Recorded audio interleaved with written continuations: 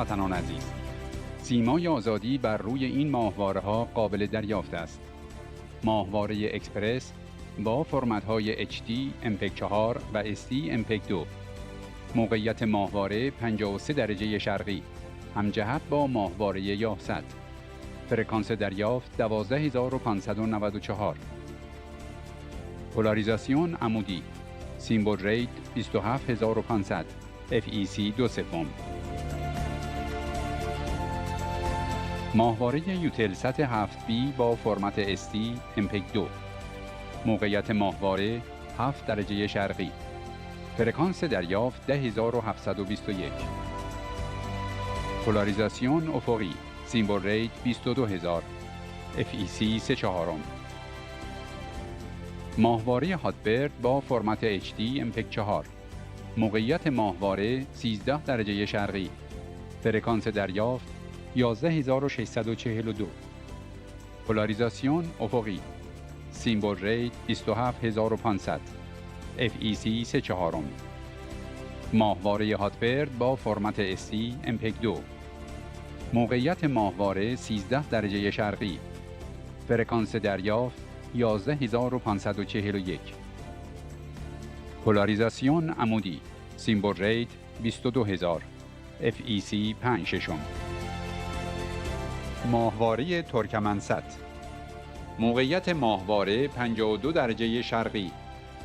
فرکانس دریافت 11221 عمودی. سیمبل ریت 27500، FEC 2/3. نوع فرمت DVB-S MPEG 2. سیمای آزادی، تلویزیون ملی ایران.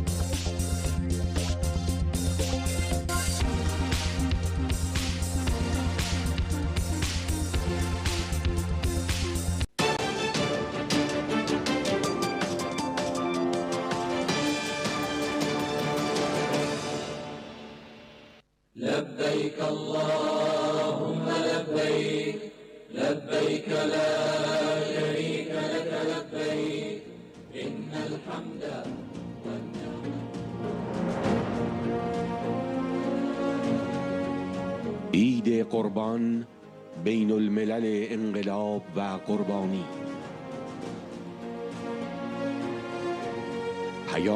پیام تکامل است و تکامل هم هیچگاه بدون فدا و قربانی پیش نمی رود.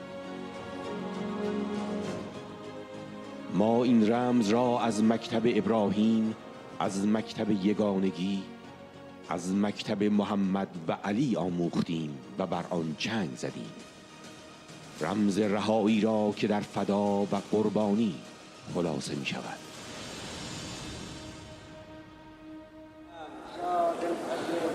اللهم زد بيتك هذا تشريفا وتعظيما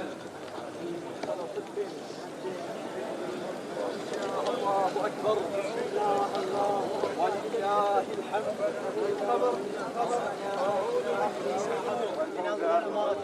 ومن الضلالة إلى الهدى إلى التقوى إلى رضوانك بسم الله الله أكبر اللهم اسقنا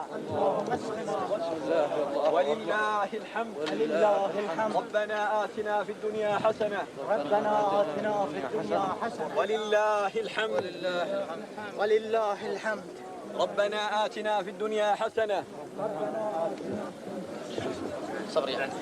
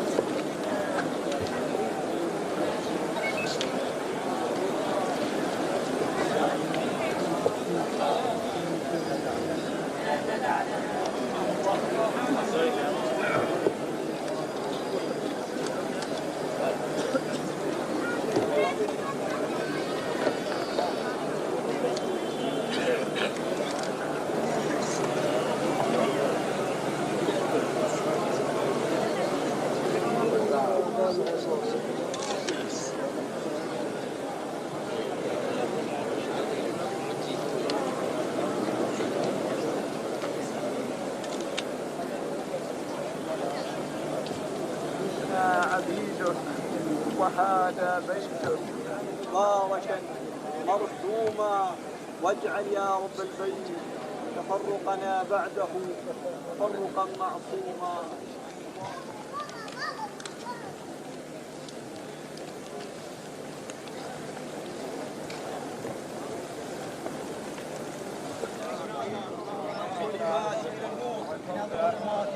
ومن الضلالة إلى الهدى إلى التقوى إلى رضوانك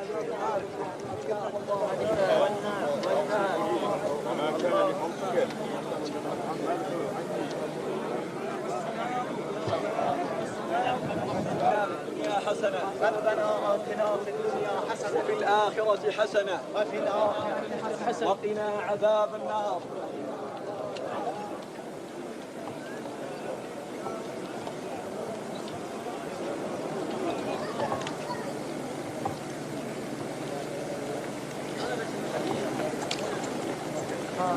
بسم الله الله أكبر بسم الله الله أكبر الله أكبر كبيرا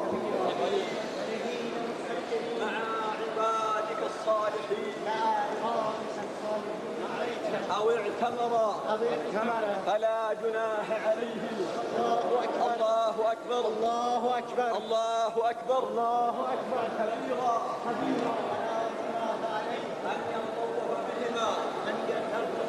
ومن تطوع خيرا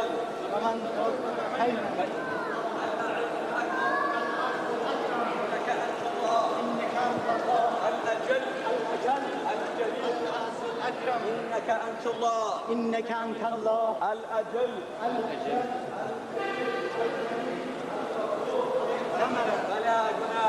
فلا جناح عليه أن يطوف بهما والفسوق والعصيان واجعلنا يا الله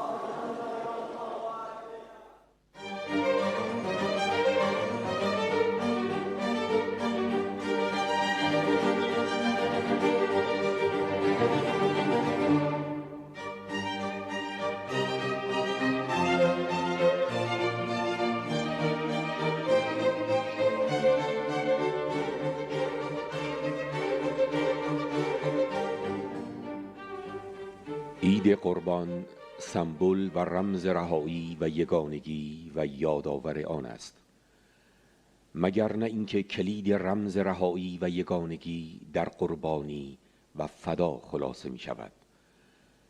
پس هر فرد انسان بر اساس فطرت و ماهیت انسانیش دارای استعداد و ظرفیت قربانی کردن و فدا کردن برای رهایی و برای در هم شکستن قل و زنجیرهای فردی و اجتماعی می باشد.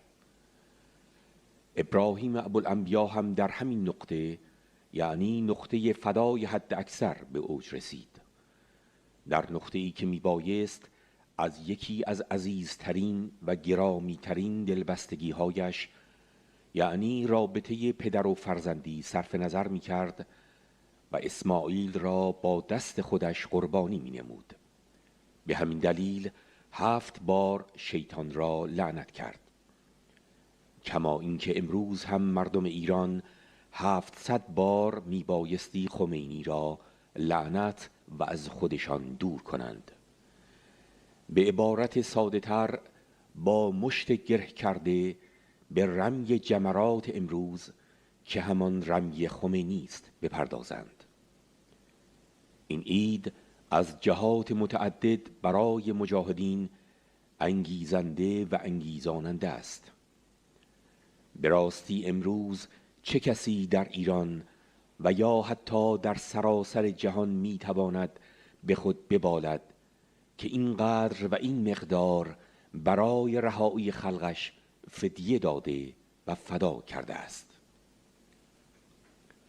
آری، ما این رمز را از مکتب ابراهیم، از مکتب یگانگی، از مکتب محمد و علی آموختیم و بر آن چنگ زدیم. رمز رهایی را که در قربانی خلاصه می شود و هر چقدر دشمن ضد بشر جرارتر و شقیتر بشود، تمسک بیشتری به این رمز خواهیم جست تا قفل‌های شب تیره و تار میهن با این کلید باز شوند و تا زنجیرهای خمینی در هم بشکنند. به راستی چه کسی بیشتر از مجاهدین این افتخار را کسب کرده است که هیچ محبس و شکنجهگاه و جوخه اعدامی پیدا نمی شود و هیچ شهر و کوچه و خیابانی نیست که در آن سرود سرخ رهایی را با رمز قربانی حک و نقش نکرده باشند. پیام پیام تکامل است و تکامل هم هیچگاه بدون قربانی به پیش نمی رود.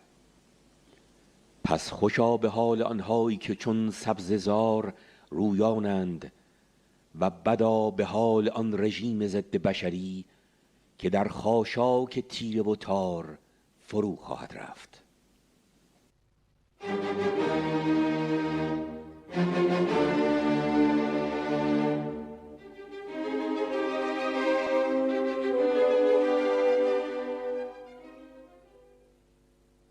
گفته بودیم بعد از انقلاب ضد سلطنتی و بعد از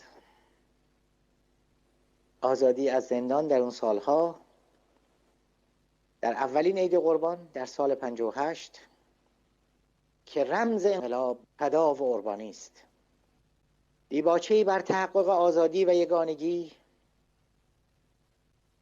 چرا که نه تکامل بدون انقلاب و جهش پیش می رود و نه انقلاب بدون فدا و قربانی، رمزی که بدون آن درهای انقلاب همچنان ناگشوده میماند. پس هر شهید و هر قربانی دریچه است به سوی انقلاب و روشنایی که همزمان بر تباهی و ظلمت بسته می شود. تباهی و فساد که مظهر مجسمش همین رژیم پلید ضد بشری است، هستی رو به تیرگی و انحطاط و به نیستی می کشد،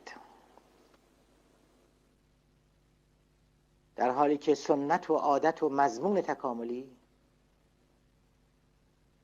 تنها بعد از چنان دیباچه‌ای از فدا محقق خواهد شد و سرانجام این فدا و قربانی است که میان وجود و لا وجود، بین بودن و نبودن حائل می شود و حکم می راند. و هست و نیست حقیقی ما و ملت ما رو معین می کند. بله، هستی حقیقی ما و خلق ما در تمامیت تکاملی خودش مرهون این گذشت و فدا و ایثار یکتاپرستانه است. خلاصه کنیم، ضد نابودی این است ترجمه تحت اللفظی کلمات فدا و قربانی. داستان ابراهیم بتشکن نه داستان یک فرد یا فقط یک پیامبر، بلکه داستان تمامی تاریخ بشریت است. تاریخ مبارزه بر علیه نظامات طغیانگر، مبارزه رنجبران و طبقات ستم کشیده علیه یغماگران و استثمارگران. و ابراهیمی های امروز آنانند که در مسیر قربانی کردن همه وابستگی ها و تعلقات ارتجاعی، استبدادی، استعماری و استثماری از هیچ فدیه‌ای دریغ نکردند و نمی کنند. بدون فدا و قربانی، بدون پرداخت کردن و پاکیزه شدن، جز انحطاط و تباهی و جز نابودی در کار نخواهد بود. قل صدق الله فاتبعوا ملت ابراهیم حنیفا. پس بگو که خدا درست گفت، حق و حقیقت رو گفت و این است آیین ابراهیم و یکتاپرستی و از این آیین حنیف پیروی کنید. لعنت بر خمینی و مرگ بر خامنه‌ای و شریعت شرک‌آلود ارتجاعی. سلام بر جاودان فروغ‌هایی که در 3 مرداد 1367 در عملیات فروغ جاویدان در روز عید قربان به صحنه شتافتند. و سلام بر شهیدان و مجروحان صدیق 6 و 7 مرداد 1388 که نبرد خلق در زنجیر رو با ارتجاع حاکم برپا و برجا نگه داشت.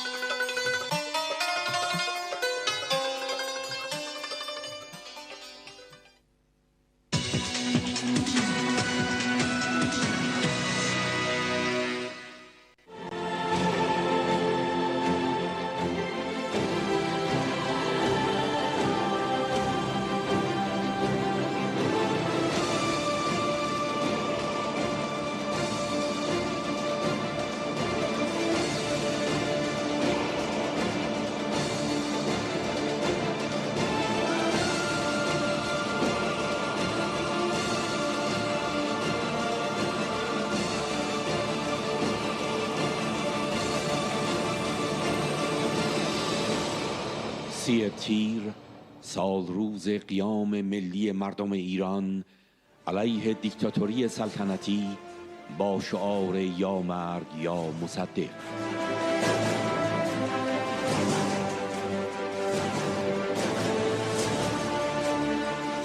تأسیس شورای ملی مقاومت ایران در سال روز قیام تاریخی 3 تیر در تداوم و تکامل تاریخی راه مصدق یک تعهد واقعی است که بر فداکاری به تمام معنا و بر گذشتن از همه چیز در راه آزادی و استقلال ایران بنا شده است.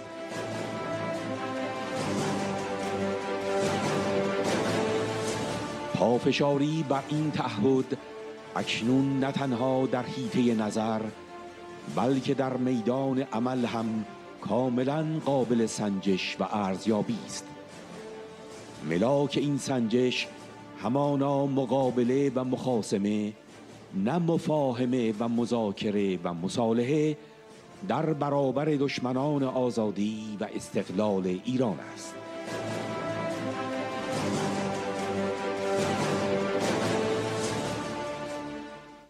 هموطنان عزیزم، به مناسبت تصادف با روز 30 تیر، یادبود شهیدانی آن خود را در راه استقلال و عظمت کشور فدا کرده اند، مراسمی برپا خواهید کرد که هم مراتب تکریم و احترام قلبی خود را به روح پاک این سربازان مجاهد راه حریت و آزادی تقدیم کنید و هم بدین وسیله ایمان و علاقه باطنی خویش را به ادامه مبارزه‌ای که این مردان فداکار در راه اون شربت شهادت نوشیده اند ابراز و اظهار نمایید. روز 30 تیر در تاریخ مبارزات ممتد ملت ایران فراموش نشدنی است، زیرا در این روز تمام افراد ملت از هر طبقه و مقام در مقابل تحریکات اجانب یک دل و یک زبان قیام به اقدام کردند و تا به مقصود نرسیدند از پای ننشستند. در این روز تاریخی عده‌ای از گرامی ترین فرزندان ما به افتخار شهادت نائل شدند و با خون پاک خود نهال آمال ملت را آبیاری کردند تا به همت آیندگان روزی بارور و سایه گستر شود و ملت ایران از نعمت امن، آسایش و استقلال واقعی و آزادی حقیقی برخوردار گردد. حادثه 30 تیر بوته امتحانی شد که ملت ایران را در خود گذاشت و زر خالص او را از عیار فساد و تباهی جدا کرد و محک تجربه‌ای بود که افراد بی اراده و سست عنصر و همچنین خیانتکاران به مصالح ملی و دست نشاندگان سیاست اجنبی از اون آلوده و رسوا بیرون آمدند. پس اگر در این حادثه عده‌ای از عزیزترین فرزندان ما به درجه شهادت رسیده‌اند، برای وصول به هدف مقدسی بود که این قیام ملی در پیش داشت.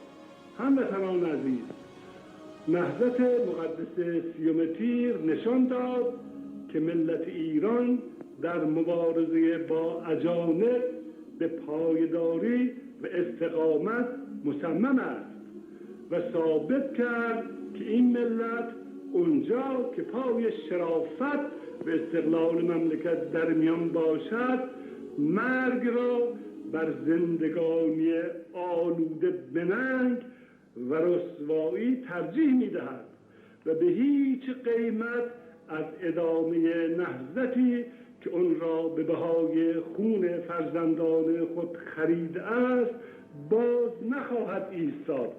اگر زندگانی توأم با آزادی و استقلال نباشد، به قدر پشیزی ارزش نخواهد داشت. برای رسیدن به این هدف عالی، تاریخ زندگانی ملل بزرگ عالم شاهد مبارزات و مجاهدات و گذشت‌ها و فداکاری هاست.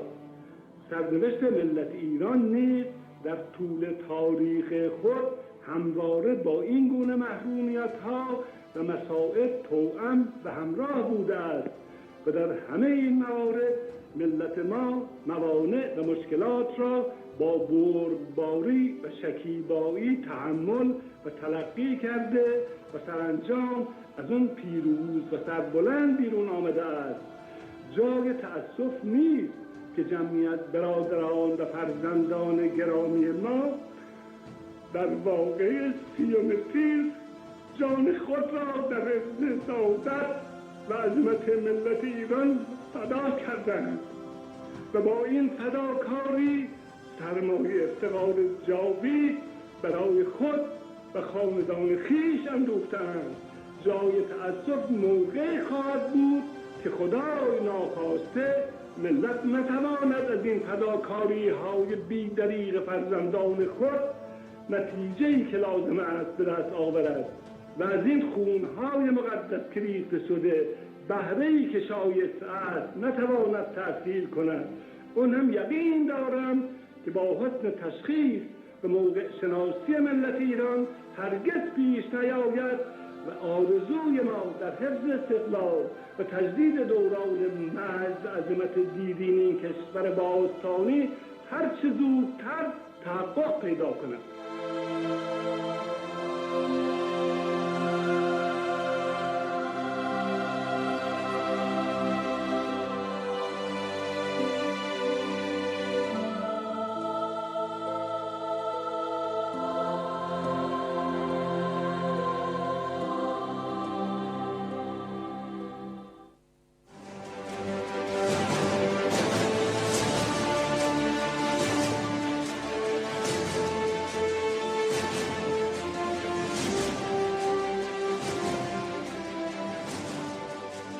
در قیام 30 تیر 1331 مردم تهران از دل و جان فریاد یا مرگ یا مصدق سر می دادند و در حمایت پرشور خود از او اراده یک ملت بپا خاسته را علیه سلطه استعمار و ارتجاع سلطنتی بازتاب می نمودند. بی جهت نبود که وصیت فرمود پیکرش در کنار شهیدان 30 تیر به خاک سپرده شود. همچنان که در سال 1340 با اشاره به تجربه ارتش آزادی بخش الجزایر پیام خود را با صراحت به نسل‌های بعد رساند و نوشت: ملتی هم هست که در راه آزادی و استقلال از همه چیز می‌گذرد و دیگران هم اگر علاقه به وطن دارند باید از همین راه بروند و آن را انتخاب نمایند. این وصیت تاریخی نیز از همان درد وطن و غیرت ملی و میهنی مایه میگیرد و مصدق را از برای حصر و تبعید شاه و شیخ با نسل‌های بعدی پیوند می‌دهد. او به خوبی می‌دانست که چنین انتخابی مستلزم فداکاری و از خودگذشتگی است. از این رو در همان یادداشت کوتاهش در حاشیه کتاب الجزایر و مردان مجاهد تأکید کرد که باری حرف زیاد است و مستمع به تمام معنی فداکار کم. چه می شود کرد؟ بلکه خدا بخواهد که این نقیصه در ما رفع شود و ما هم بتوانیم بگوییم مملکت و وطنی داریم و در راه آزادی و استقلال آن از همه چیز می‌گذریم. آری تأسیس شورای ملی مقاومت ایران در سال روز قیام تاریخی 30 تیر در یک کلام تداوم و تکامل تاریخی راه مصدق است. این یک تعهد واقعی است که بر فداکاری به تمام معنا و بر گذشتن از همه چیز در راه آزادی و استقلال ایران بنا شده و نه تنها در حیطه نظر بلکه در میدان عمل هم کاملا قابل سنجش و ارزیابی است. ملاک این سنجش همانا مقابله و مخاصمه، نه مفاهمه و مذاکره و مصالحه در برابر دشمنان آزادی و استقلال ایران است. وقتی مصدق درگیر قضیه ملی کردن صنعت نفت شده بود و این پیشنهاد در کمیسیون نفت مجلس ابتدا مورد موافقت قرار نگرفت، به درستی و از روی ایمان و همان درد وطن گفت: اگر خود را نماینده ملت می دانید، راهی برای شما جز استیفای کامل حقوق ملت ایران از راه ملی کردن صنعت نفت در تمام ایران وجود ندارد. در صورتی که در انجام این وظیفه وجدانی تعلل و تردید به خرج دهید، دیگر هیچ اسمی بر آن نمیتوان گذارد و یقین است که هیچ یک از افراد ملت گرسنه و فقیر ایران این گناه را بر ما و اعقاب ما نخواهد بخشید. امروز هم ما درگیر سرنگونی حاکمیت غاصب و نامشروع آخوندی و احراز حاکمیت ملت و برقراری آزادی هستیم و برانیم که هیچ راهی جز این برای استیفای حقوق ملت ایران وجود ندارد. ما و ملت ما بر این کار شایسته و تواناییم و در مقابل همه تلاش‌های جبهه استحاله و حفظ این رژیم و شبهاتی که القا می‌کند، حرف اول و آخرمان این است: مگر در جامعه ایران شرف، پایداری، رسم جوانمردی و عیاری مرده است؟ مگر یک ملت 70 میلیونی از خودش مقاومتی، شرفی، سرفرازی و افتخاری ندارد که اینطور موضوع پاسکاری شاه و شیخ و شیخ و شاه قرار بگیرد؟ به نحوی که باید به تنقید انقلاب بر ضد شاه و شیخ و بازسازی مشروعیت دو دیکتاتوری سابق و لاحق پرداخت. هیهات که چنین نیست، به ویژه اکنون که پس از ایستادگی و مقاومت سالیان دست و پنجه نرم کردن بلاوقفه با ارتجاع خوناشام و متحدان آن، بر همگان واضح شده است که رژیم آخوندی هماورد و جایگزینی جز شورای ملی مقاومت ایران ندارد.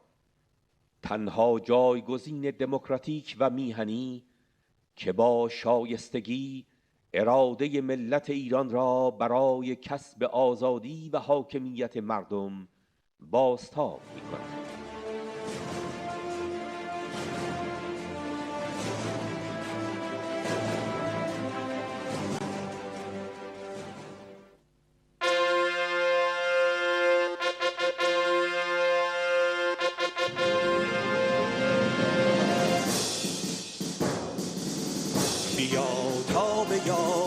شهیدان تیر که رفتن در راه عشق و امید، همان اخترانی که افروختن بدانسان به دامان صبح سپید. دفاع کنیم پرچم خشم و کین را بیفکنیم، زندگانی نوین خروش ما برکند بنای دیدار، به سر رسد این نبرد آخرین.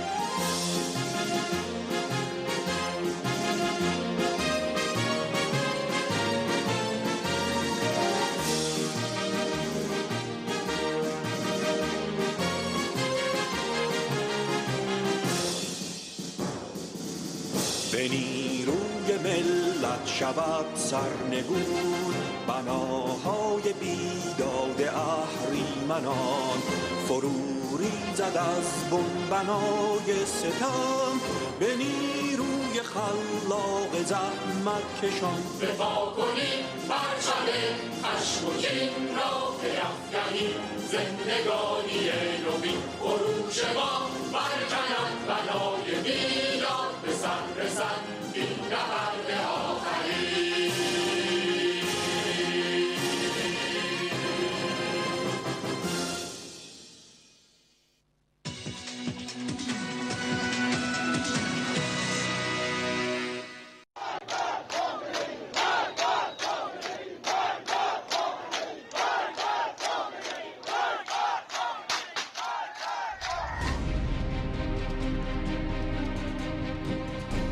ششمین شب قیام تشنگان در خوزستان.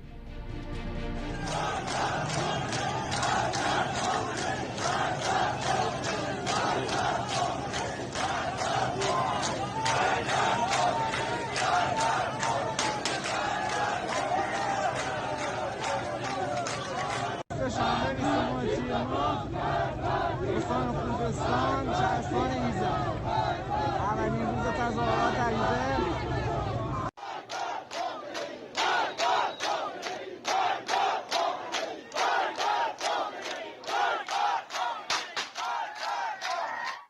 با سلام، امروز سه‌شنبه 29 تیر ماه استان خوزستان شهرستان ایزه تظاهرات.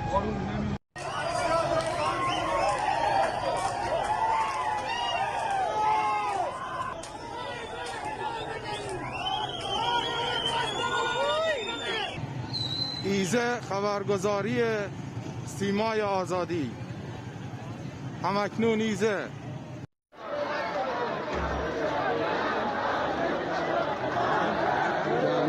جمعیت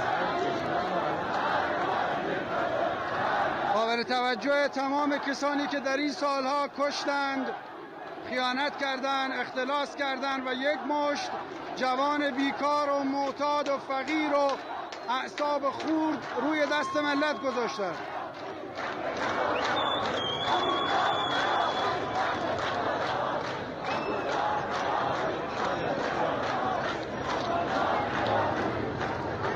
از خدا نترسیدید و ظلم کردید، از خروش خشم ملت بترسید.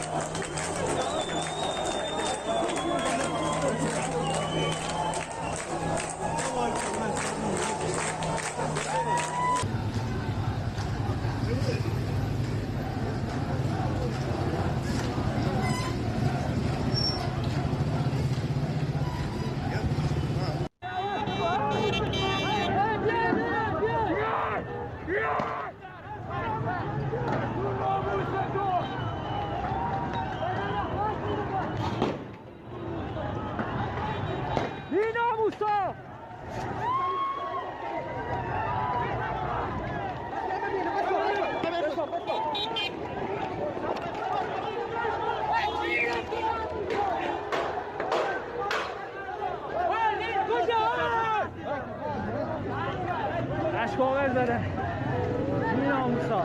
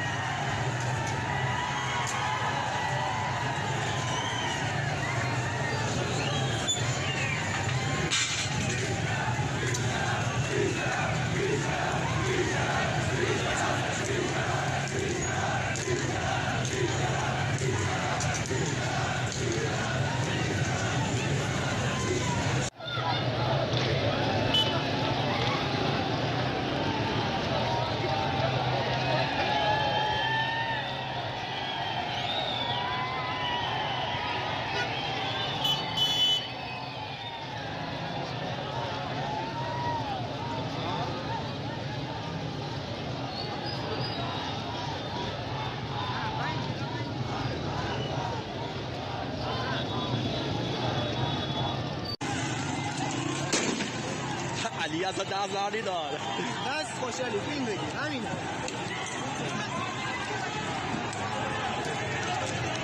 سعی مردا بسن بشر لازم بسن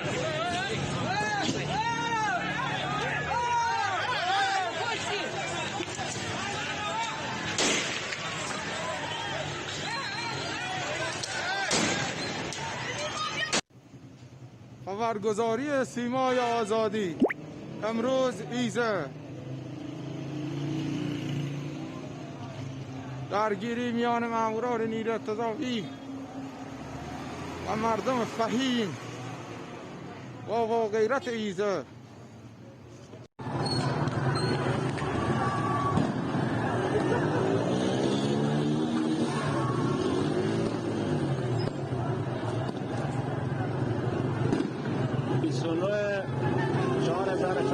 ایزه شعارهای اصلی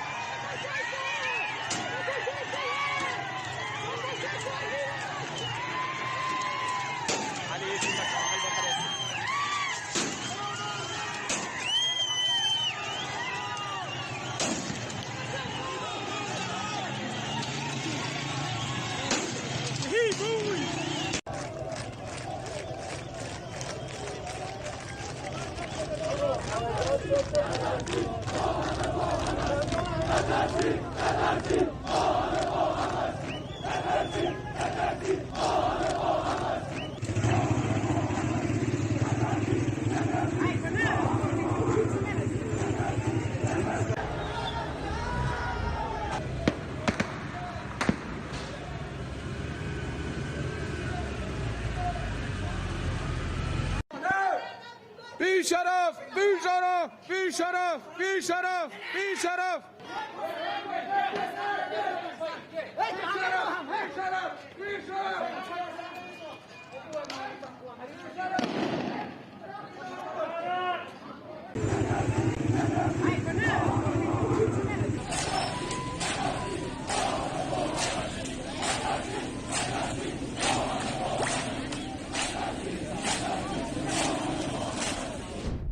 مریم رجوی. درود به جوانان ایزه که در ششمین شب قیام مردم خوزستان با شعار مرگ بر خامنه‌ای به مصاف پاسداران می روند و درود بر مردم تهران که صبح امروز شعار مرگ بر اصل ولایت فقیه سر دادند. مردم سراسر ایران به حمایت خوزستان به پا می‌خیزند.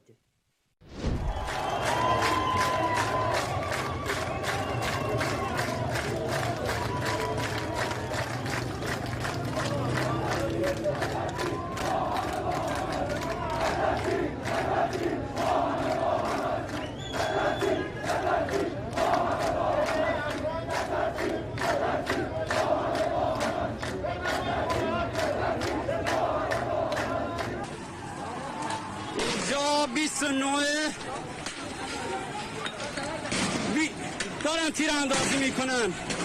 29 شهرستان ایزه، شهرستان ایزه.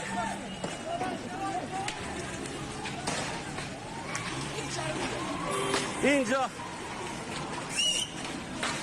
بی ناموسا با کلانش گاز اشکاور زدن.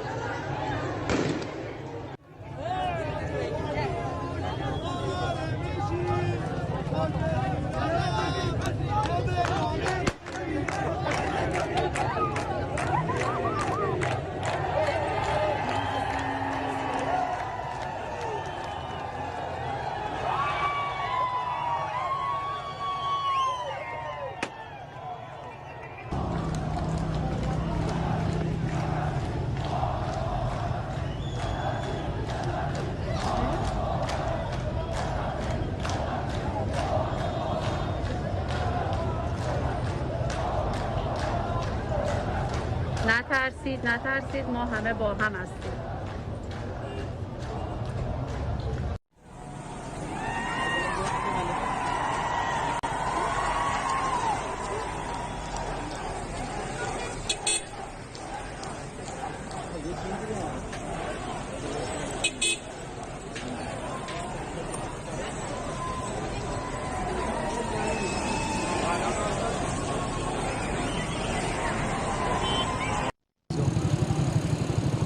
حاليا شربت عبوده حرقوا العرابه. منا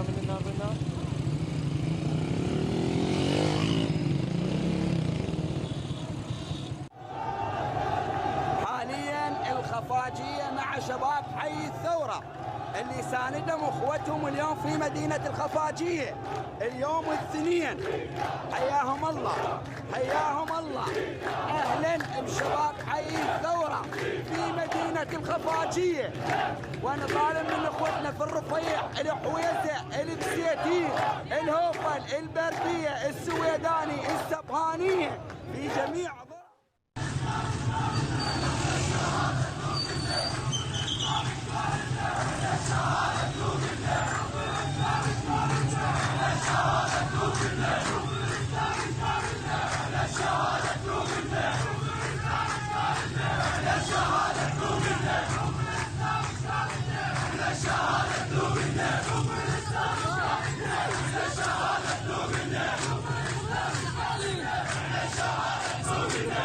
نوع 4400 دسپول بختیاریا، اتحاد برای اهواز، برای آب کارون. خرمشهر 29/4/1400 ساعت 9:30 درگیری نیروی انتظامی با مردم.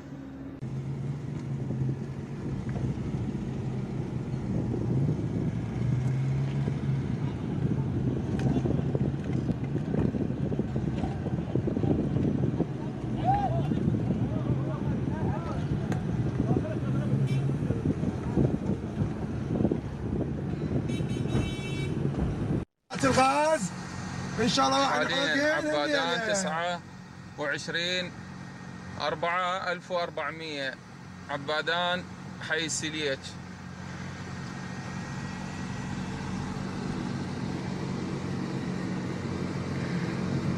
ساكين الطريق على الجسر الرئيسي بعبادان. ان شاء الله نصر للاهوازيين كافه.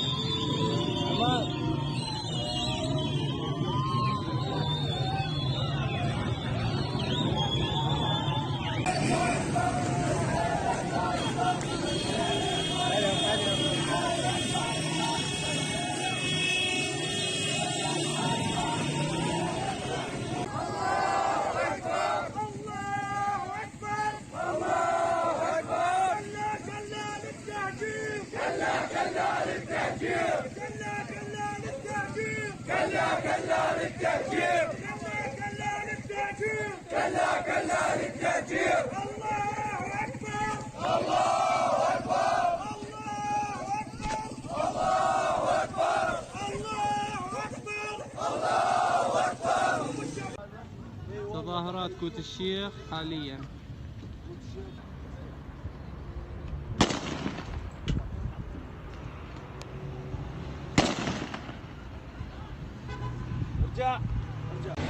اینم وضعیت پل مارون بهبهان، ورود و خروج توسط معترضین بسته شد.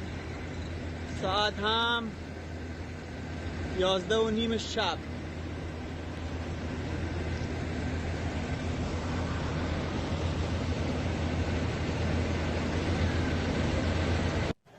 رژیم آخوندی سه‌شنبه شب همزمان با تظاهرات مردم غیور خوزستان علیه رژیم آخوندی پس از خروش مرگ بر خامنه‌ای در تظاهرات مردم ایزه برای مقابله با خبررسانی از تظاهرات مردم خوزستان اینترنت را در شهرهای اهواز، شوشتر، سوسنگرد و ماهشهر قطع کرد.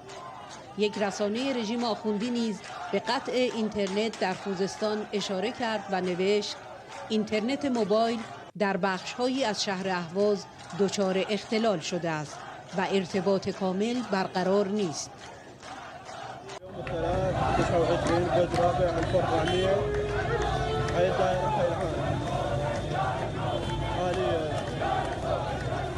نصر من الله ان شاء الله.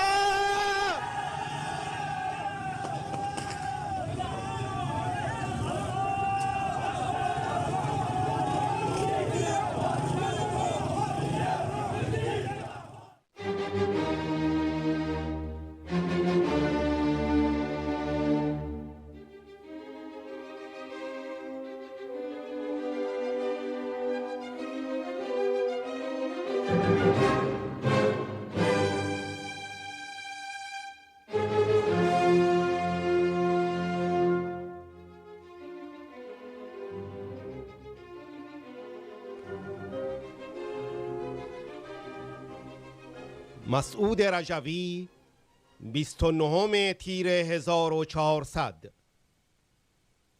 از ایزه خونفشان تا ماهشهر قهرمان و از خرمشهر و اهواز تا دارخوین و بهبهان و سوسنگرد و دسفول آتش قیام بر ضد نظام شعله می کشد. مردم در متروی صادقیه و پشت بامهای نارمک در تهران شعار مرگ بر خامنه‌ای می‌دهند. در متروی گلشهر کرج هم فریاد می‌زنند سپاهی حیا کن، مملکت را رها کن. این سیمای شعله‌ور ایران زمین در شب مبارک 30 تیر است. تکرار باید کرد که در سراسر ایران زمین وقت برخاستن است. یاوه های آخوند خاتمی و امثال او که از سوق دادن اوضاع به جانب آشوب توسط بدخواهان نظام هشدار می‌دهند خریداری ندارد. آنها برای شهرهای آغشته به خون و جوانان شورشگر همزمان با عید قربان که بین الملل فدا و قربانی است برای حفظ نظام روزه خشونت پرهیزی می‌خوانند. برای گرفتن آب آزادی از این رژیم باید آتش به پا کرد.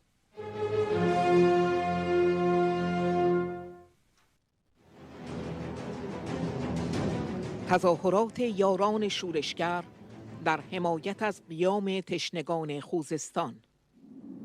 خوزستان، خوزستان، خوزستان، خوزستان. مهد در ایران، خوزستان. تحصیل پاکان، خوزستان. شهر دلیران، خوزستان.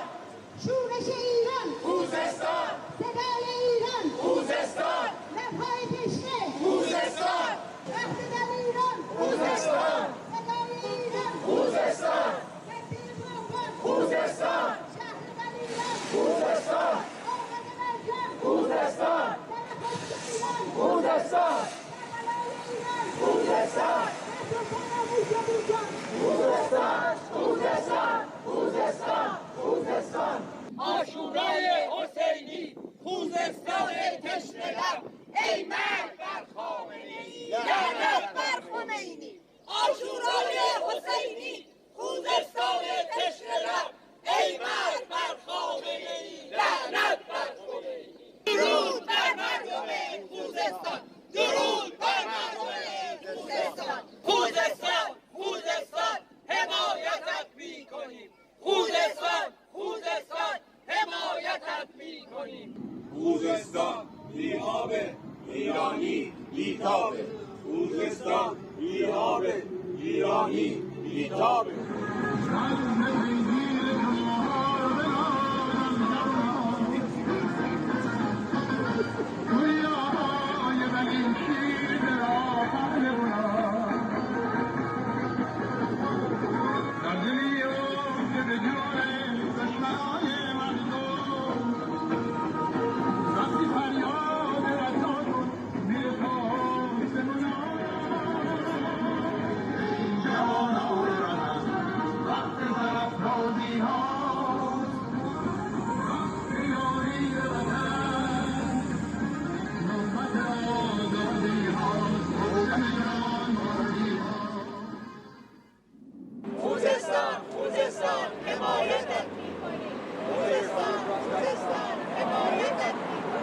خوزستان بیابه، ایرانی بیتابه.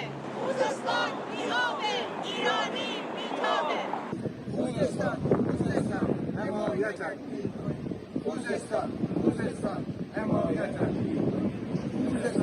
خوزستان حمایتت. خوزستان مجاهدین یارتان، حامی پیکارتان. خوزستان مجاهدین یارتان، حامی پیکارتان. بغض تبدار این خاک زخمی رها شد. آرین غیرت مردمان جنوب است. شورش شهر ما بی غروب است. خوزستان لب خشک ایران نشو. خوزستان فراموش و ویران. خوزستان توی مهد شیران بمان. خوزستان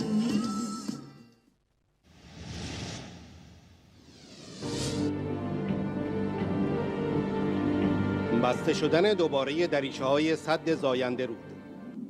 در ادامه سیاست کلاه به کلاه برای تخفیف موقتی بحران، دریچه‌های سد زاینده رود که به منظور تأمین بخشی از نیاز آبی باغ‌های شرق اصفهان پس از حدود 10 ماه خشکی بر روی بستر خشک این رودخانه در پایین دست گشوده شده بود، بار دیگر بسته شد. سایت حکومتی خبر فوری 29 تیر که این خبر را مخابره کرده نوشت: مسئولان آب منطقه‌ای میگویند جریان مختصر این رودخانه در محدوده شهر اصفهان حداکثر تا آخر هفته تداوم خواهد داشت.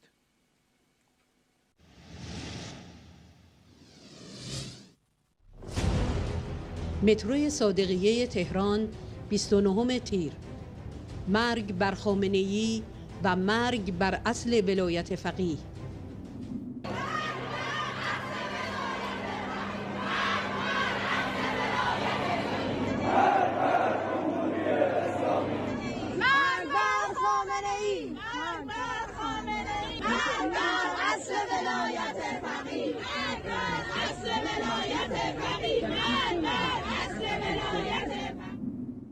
سخنگوی مجاهدین با درود به مردم و جوانان شورشگر در صادقیه در قلب تهران. در شب عید قربان و 30 تیر آتش از اهواز و خوزستان شعله برکشید و به تهران رسید. مبارک و هرچه گسترده تر باد.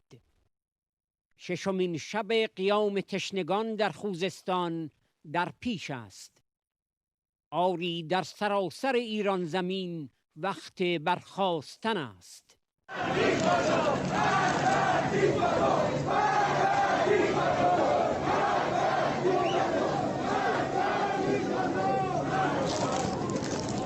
خبرگزاری رسمی رژیم آخوندی ایرنا 29 تیر 1400. امروز صبح شهروندان در ایستگاه مترو صادقیه نسبت به فاصله نیم ساعته ورود قطارها که موجب ازدحام جمعیت شده بود اعتراض کردند.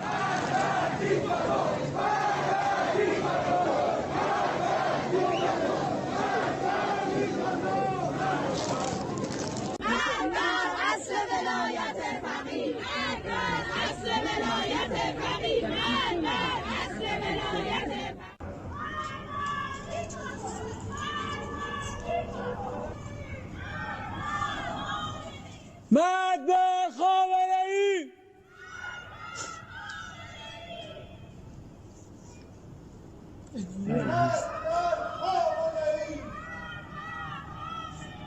مرگ بر خامنه‌ای. شعار مرگ بر خامنه‌ای مردم 29 تیر ماه 1400 ساعت 10:11. شعله خشم و اعتراض به کرج هم رسید. در متروی این شهر شعار سپاهی حیا کن مملکت و رها کن طنین انداز شد.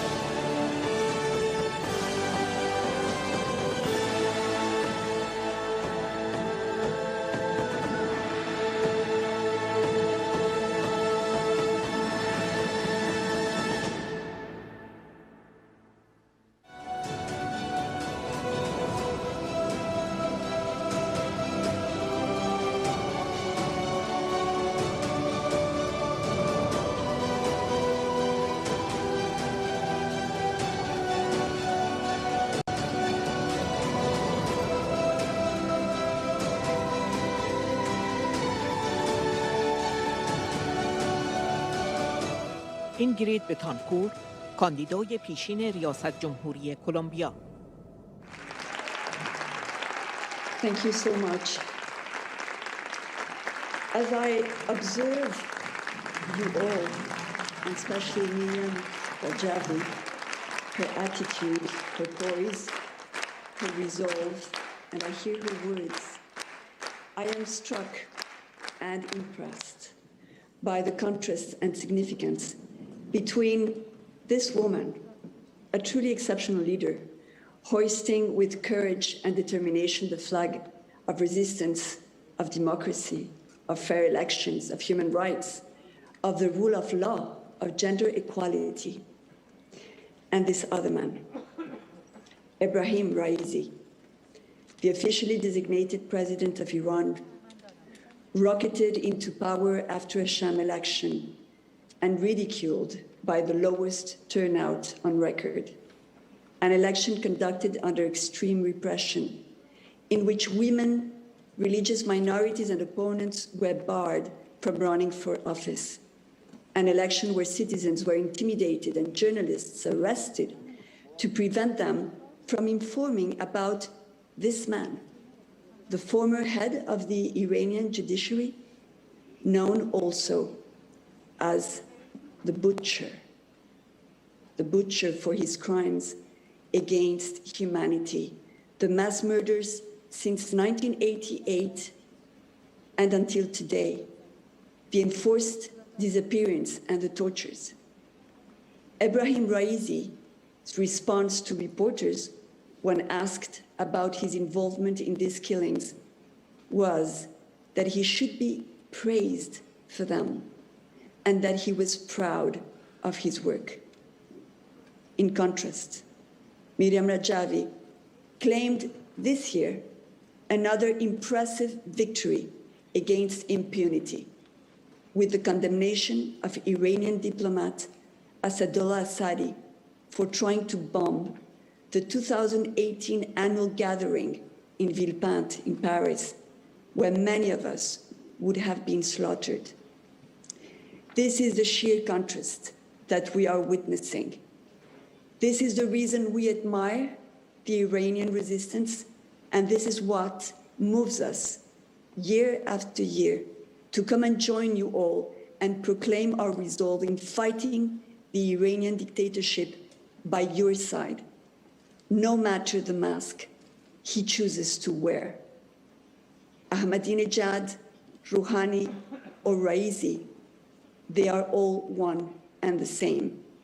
They are all part of this bloodthirsty monster sitting in history with contempt for the values we share, thinking that they will be the long-term winners because they can get away with lies and bravado, outplay us using our divisions, playing with our governments that come and go, and with the contradictions of our short-term strategies, sometimes wanting to confront them and sometimes trying to negotiate with them. They have been right about that to some extent, but not anymore, because they are already defeated and they know they won't prevail. The end is here, and it has a name and a face. The name is the name of every Ashrafian, and the face is the face of you, Miriam Rajavi. It is because of the example of your resilience and determination that young people in Iran are daring to defy this homicidal regime, burning images of Khamenei in daylight, chanting death to the tyrants, and claiming their rights at the risk of their lives. These young girls and boys have never known better. They were born under the tyranny and have lived all their lives under repression. That was their all-time normal.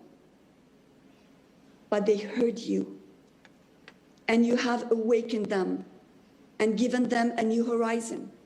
You, Ashrafians, are the archive of the nation, the source from which new generations can learn about their own past. The memories of your lives are narrating to the Iranian youth how they were dispossessed of their future, how, after overthrowing the dictatorship of the Shah, the mullahs robbed the fight of their elders and brought Iranians into slavery. That memory, your individual and collective life, is the truth that makes people free. You are the custodians of that precious truth that the mullahs have tried to erase and rewrite. And they can meddle with the pages of their history books. They can erase the traces of the mass graves that speak of their crimes.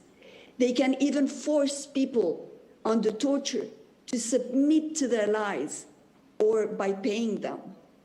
But they will never, never succeed in taming your hearts.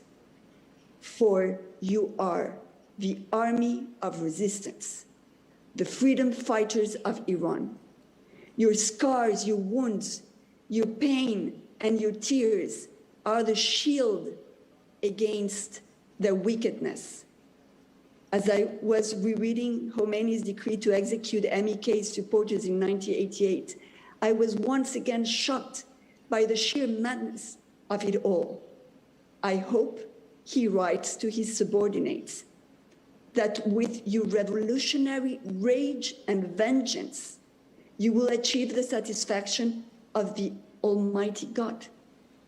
He calls not to hesitate, nor show any doubt, or be concerned with details. He requires from his executioners to be most ferocious. This is the expression of an insane and cruel mind, demanding from his subordinates in the name of God to hate and kill, to be violent and act as ferocious animals, ordering to appointed officials to violate their own laws without hesitation, to embrace evil without doubt, and to bear disdain for details, pushing his proxies to dive into a dehumanizing spiral of terror and sadistic behavior. That is the essence of this regime. To confront their dehumanization, you have equipped yourselves with the noblest of all human emotions, with love and fraternity, with solidarity and compassion, with hope and joy, all of which I have personally witnessed while staying among you in your camp. You are an army. You wear uniforms and you live in compounds. But what keeps you together is not the hatred, the fear, or the rage, the vengeance, and the ferociousness, but the dignifying thirst of justice and truth, and the immense transforming power of the love you share for your country. It is because young Iranians know this, that they are following you. It is because there is the face of a woman that has suffered and doesn't give up, that represents the strength and the good, in sheer contrast to the evil faces of the mullahs, that Iranians are envisioning today the end of their nightmare. It is because of you, Ashrafians, that people in all the different regions of Iran are organizing themselves. They want to be ready for the transition to democracy. Miriam Rajavi has promised them. The sacrifices each of you have made, every drop of blood and sweat, every expression of hope and affection, every single effort you have accomplished to survive has brought fruits. Nothing is lost. Every word is blooming. You are the end of the tyranny. Each one of you is the key to freedom. We are here with you, not thinking that any of us can do anything better or greater or more defining to bringing down the dictatorship than you.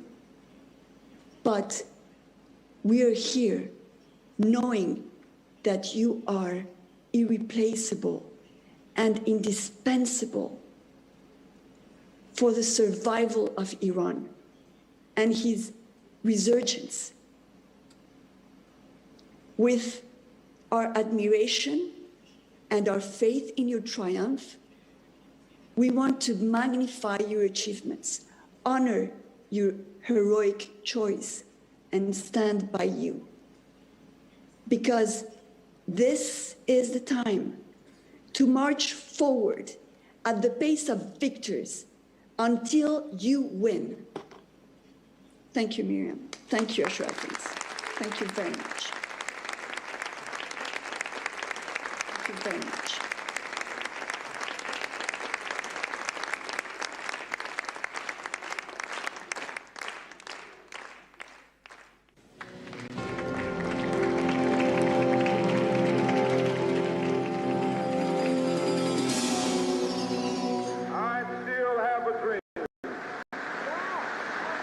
It is a dream deeply rooted in the American dream. I have a dream that one day this nation will rise up, live out the true meaning of its creed.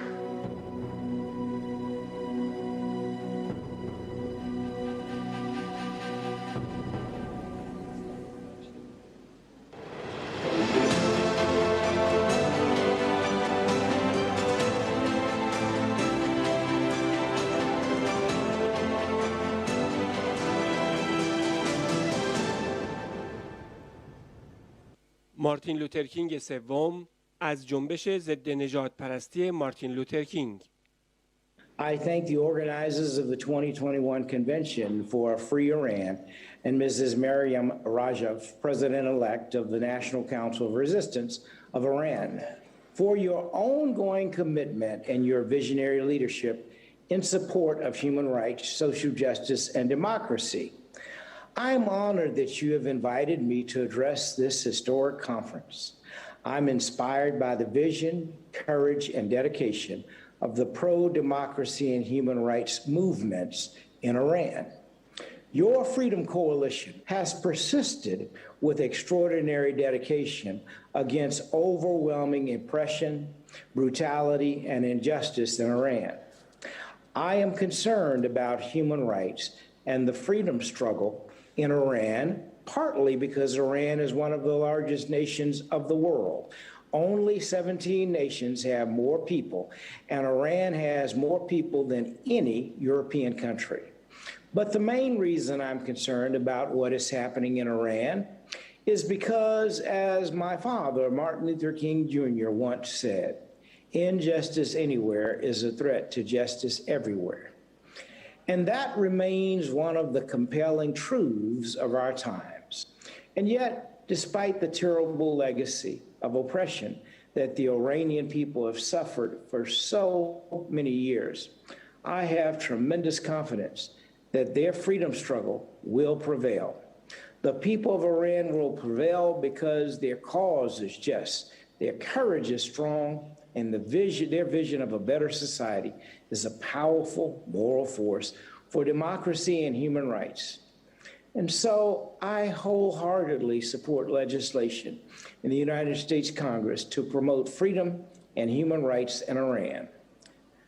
House Resolution 118, which expresses the Iranian people's desire for a democratic, secular, and non-nuclear Republic of Iran, also condemns violations of human rights and state-sponsored terrorism by the Iranian government. This important legislation now has nearly 240 sponsors, and I call on every member of the United States Congress to join in sponsoring this bill. In addition, I strongly support the 10-point plan for Iran's future developed by Maryam Rajav. The stated goals of this plan include genuine democracy and self-determination for all Iranians, freedom of speech and association, ending the death penalty, religious freedom for all Iranians, eradicating discrimination based on gender, establishing an independent judicial system, and compliance with the Universal Declaration of Human Rights, equal employment opportunities, and end to development of nuclear weapons and all weapons of mass destruction, and a commitment to peaceful coexistence. These reforms can help chart Iran's course toward a new era of hope and progress for all of the people of Iran, and they merit the support of people of goodwill everywhere. People in Iran and in every nation want freedom, human rights, and democracy.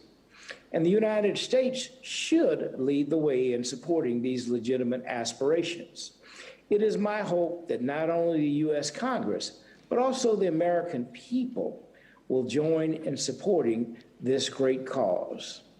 I am encouraged by the boycott of the sham elections by a large majority of Iranians and the growing support the Iranian resistance has received from the international community. The Iranian freedom movement is gathering strength daily. And with the continued support of the people of goodwill around the world, the Iranian people will win freedom and real democracy in due course.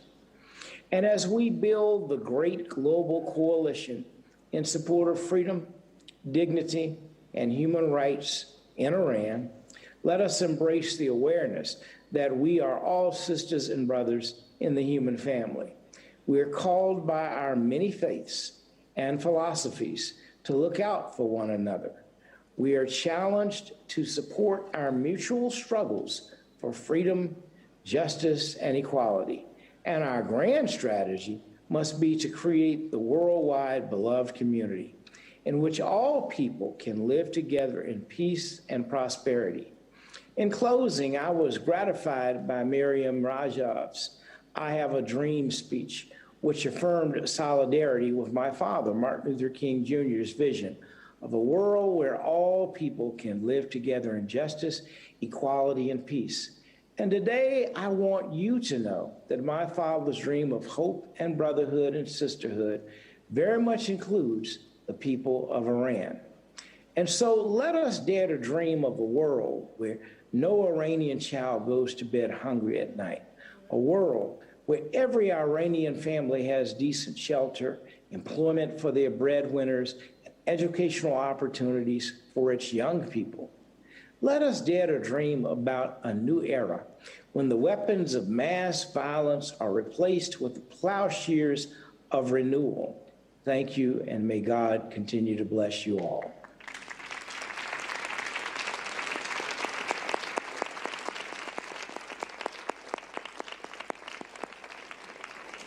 Many thanks to Mr. Martin Luther King. We have a good memory of Martin Luther King Jr., who is admired by the Iranian people. And like him, we also have a dream to free the Iranian people from religious dictatorship. The Iranian people's struggle will overcome and they will have freedom and democracy. Thank you very much.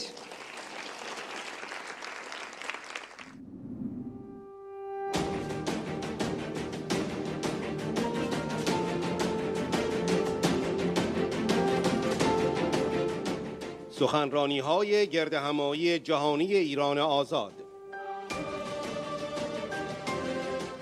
اوفل بک، سناتور میهال کامینسکی، رابرت میچل، کندیس برگن، سناتور لوچو مالان، سناتور مارک دمسماکر، الس فانهوف، لوئیس لیتراموس، لورد دیوید آلتون، سر دیوید ایمس، استیو مکیب، باب بلکمن، دکتر ماتیو آفورد، آنتونیو لوپز ایستوریس وایت، خاویر سارسالخوس، پتراس آستراویچیوس، آنا بونفریسکو، مارتین پاتسلت، کریستوف دفریز، آنتونیو تاسو، استفانیا پتسوپانه، ماگنوس اسکارشون، گیر توسکدال، جیمز بزن و لورانس فلمانریل.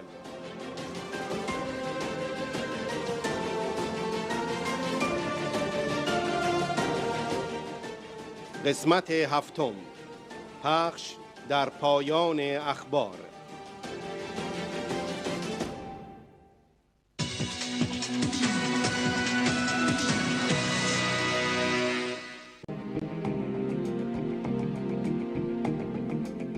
تهران در وضعیت فوق قرمز کرونایی. تعداد بستری‌ها در تهران رکورد زد و ICU ها پر است. شما الان ببینید دیروز آقای توزالی هم اعلام کرد اصلا تهران بالای 8000 نفر بستری رکورد زده اصلا کرونا و این همه تخت. شما می‌بینید تمام بیمارستان‌ها الان آماده باشن برای اینکه تختاشون همه رو بذارن برای کرونا که اگر نیاز شد. ICU الان پره دیگه ها؟ بله متاسفانه اصلا خیلی وضع ناجوریه. نسبت به پیک‌های قبلی تعداد بستری خیلی زیاده تو این پیک. این همونیه که هند مثلا یکی دو ماه پیش مورد هدف قرار داده بود. ما اون تصاویر وحشتناکی که می‌دیدیم شبیه آخر از زمان بله. این الان ویروسی که ما درگیریم همون ویروس. حالا تهران یعنی قرمزه دیگه، پس با این وضع تهران دیگه بله خیلی قرمزی که دیگه 6.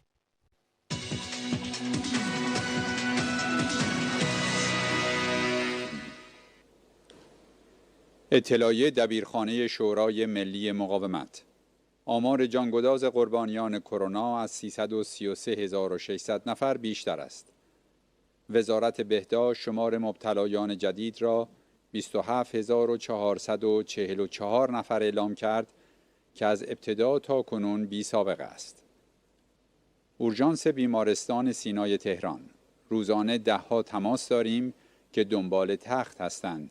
گاهی کف اورژانس پتو پهن می‌کنند که بیمار نرود.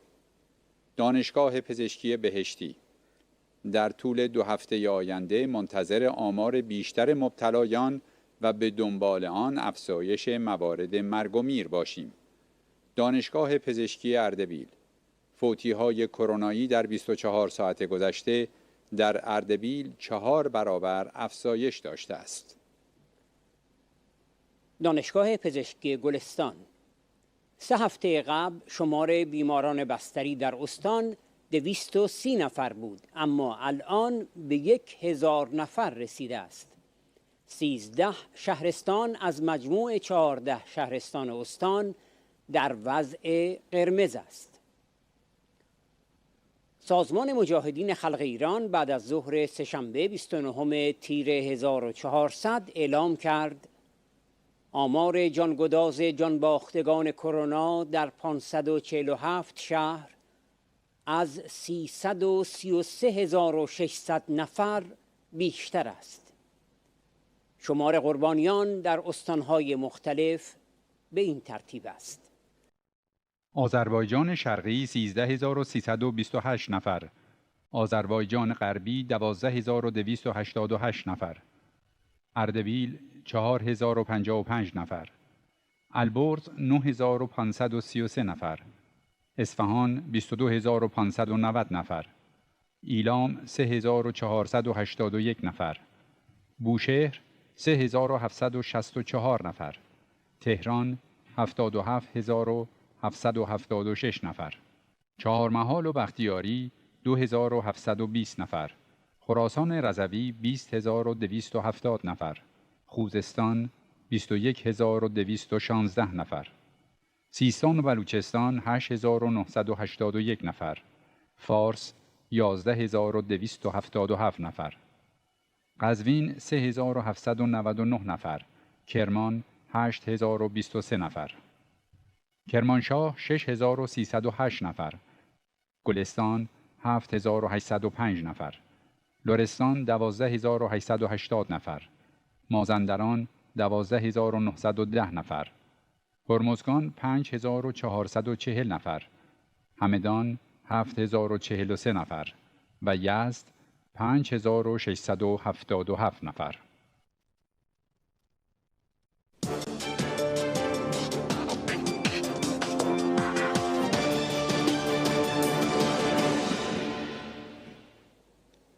به ادامه خبرها از سیمای آزادی توجه فرمایید. در حالی که زائران خانه خدا در مکه مکرمه مناسک عید سعید قربان را به افق عربستان در روز چهارشنبه برگزار می کنند، روز سه‌شنبه 29 تیر در برخی از کشورها و جوامع اسلامی نماز و مراسم عید قربان به افق این کشورها برگزار شد. وفضل لم يمسسهم سوء الله أكبر الله أكبر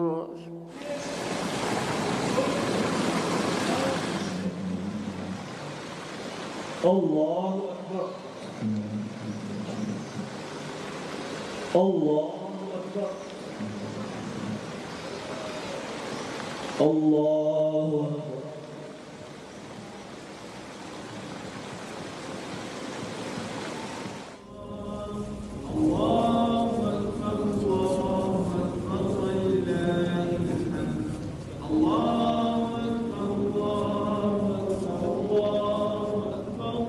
Yeah.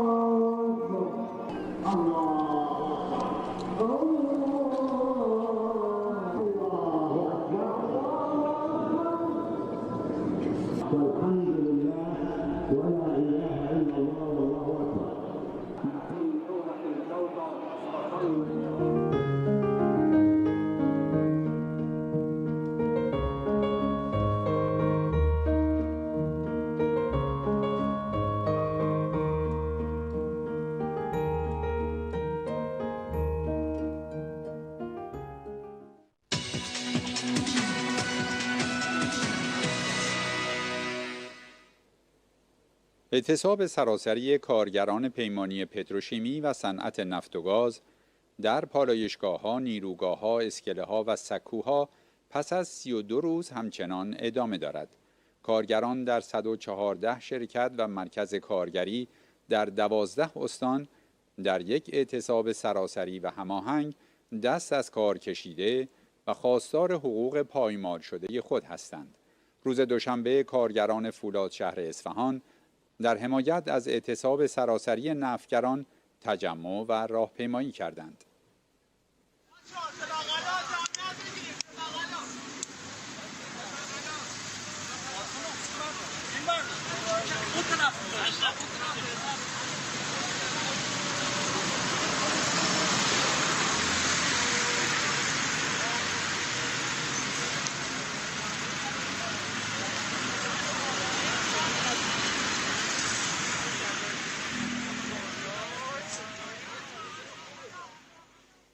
کارگران نیشکر هفت‌تپه روز سه‌شنبه در 8مین روز اعتصاب خود در محوطه شرکت تجمع کردند و خواهان مطالبات خود از جمله پرداخت حقوق عقب افتاده و بازگشت همکاران اخراجی به کار شدند.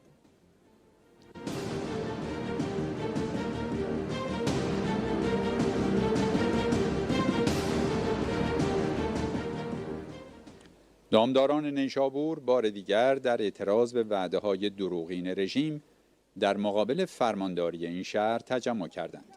دیگر توان ندارد. دامدار و شکسته دیگر توان ندارد. دامدار و شکسته دیگر توان ندارد. دامدار و شکسته دیگر توان ندارد.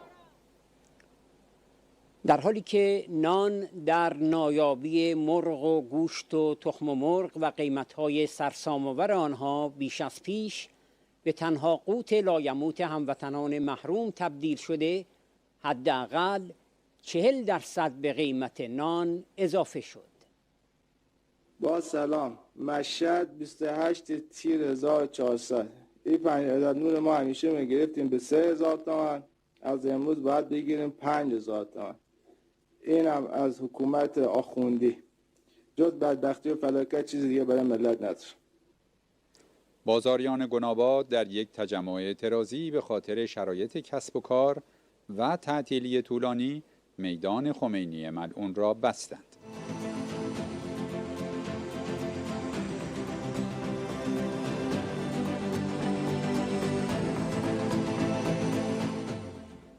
کشاورزان اصفهان در اعتراض به آلودگی آب و قصد رژیم برای زودتر بستن آب زاینده رود در اداره آب تجمع کردند. اینجا اداره آبیاریه، مردم جمع شدن برای که آب رو میخوان زودتر ببندن. خوب نگاه کنید، اینجا اداره آبیاری. این اداره آبیاری ها خودشون این آبی اصفهان رو نمیخورن. خوب نگاه کنید، آبی پلم شده براشون میارم، ببینید آبی پلم شده. این آبی اصفهان که گندی اداره آبی ها به خوردی مردم اصفهان میدن، ولی خودشون آبی پلم شده آبی چیز میخورن. خوب نگاه کنید مردمی که به سرمون میارن اداره آبی ها. خوب نگاه کنید. من جمعیت مردم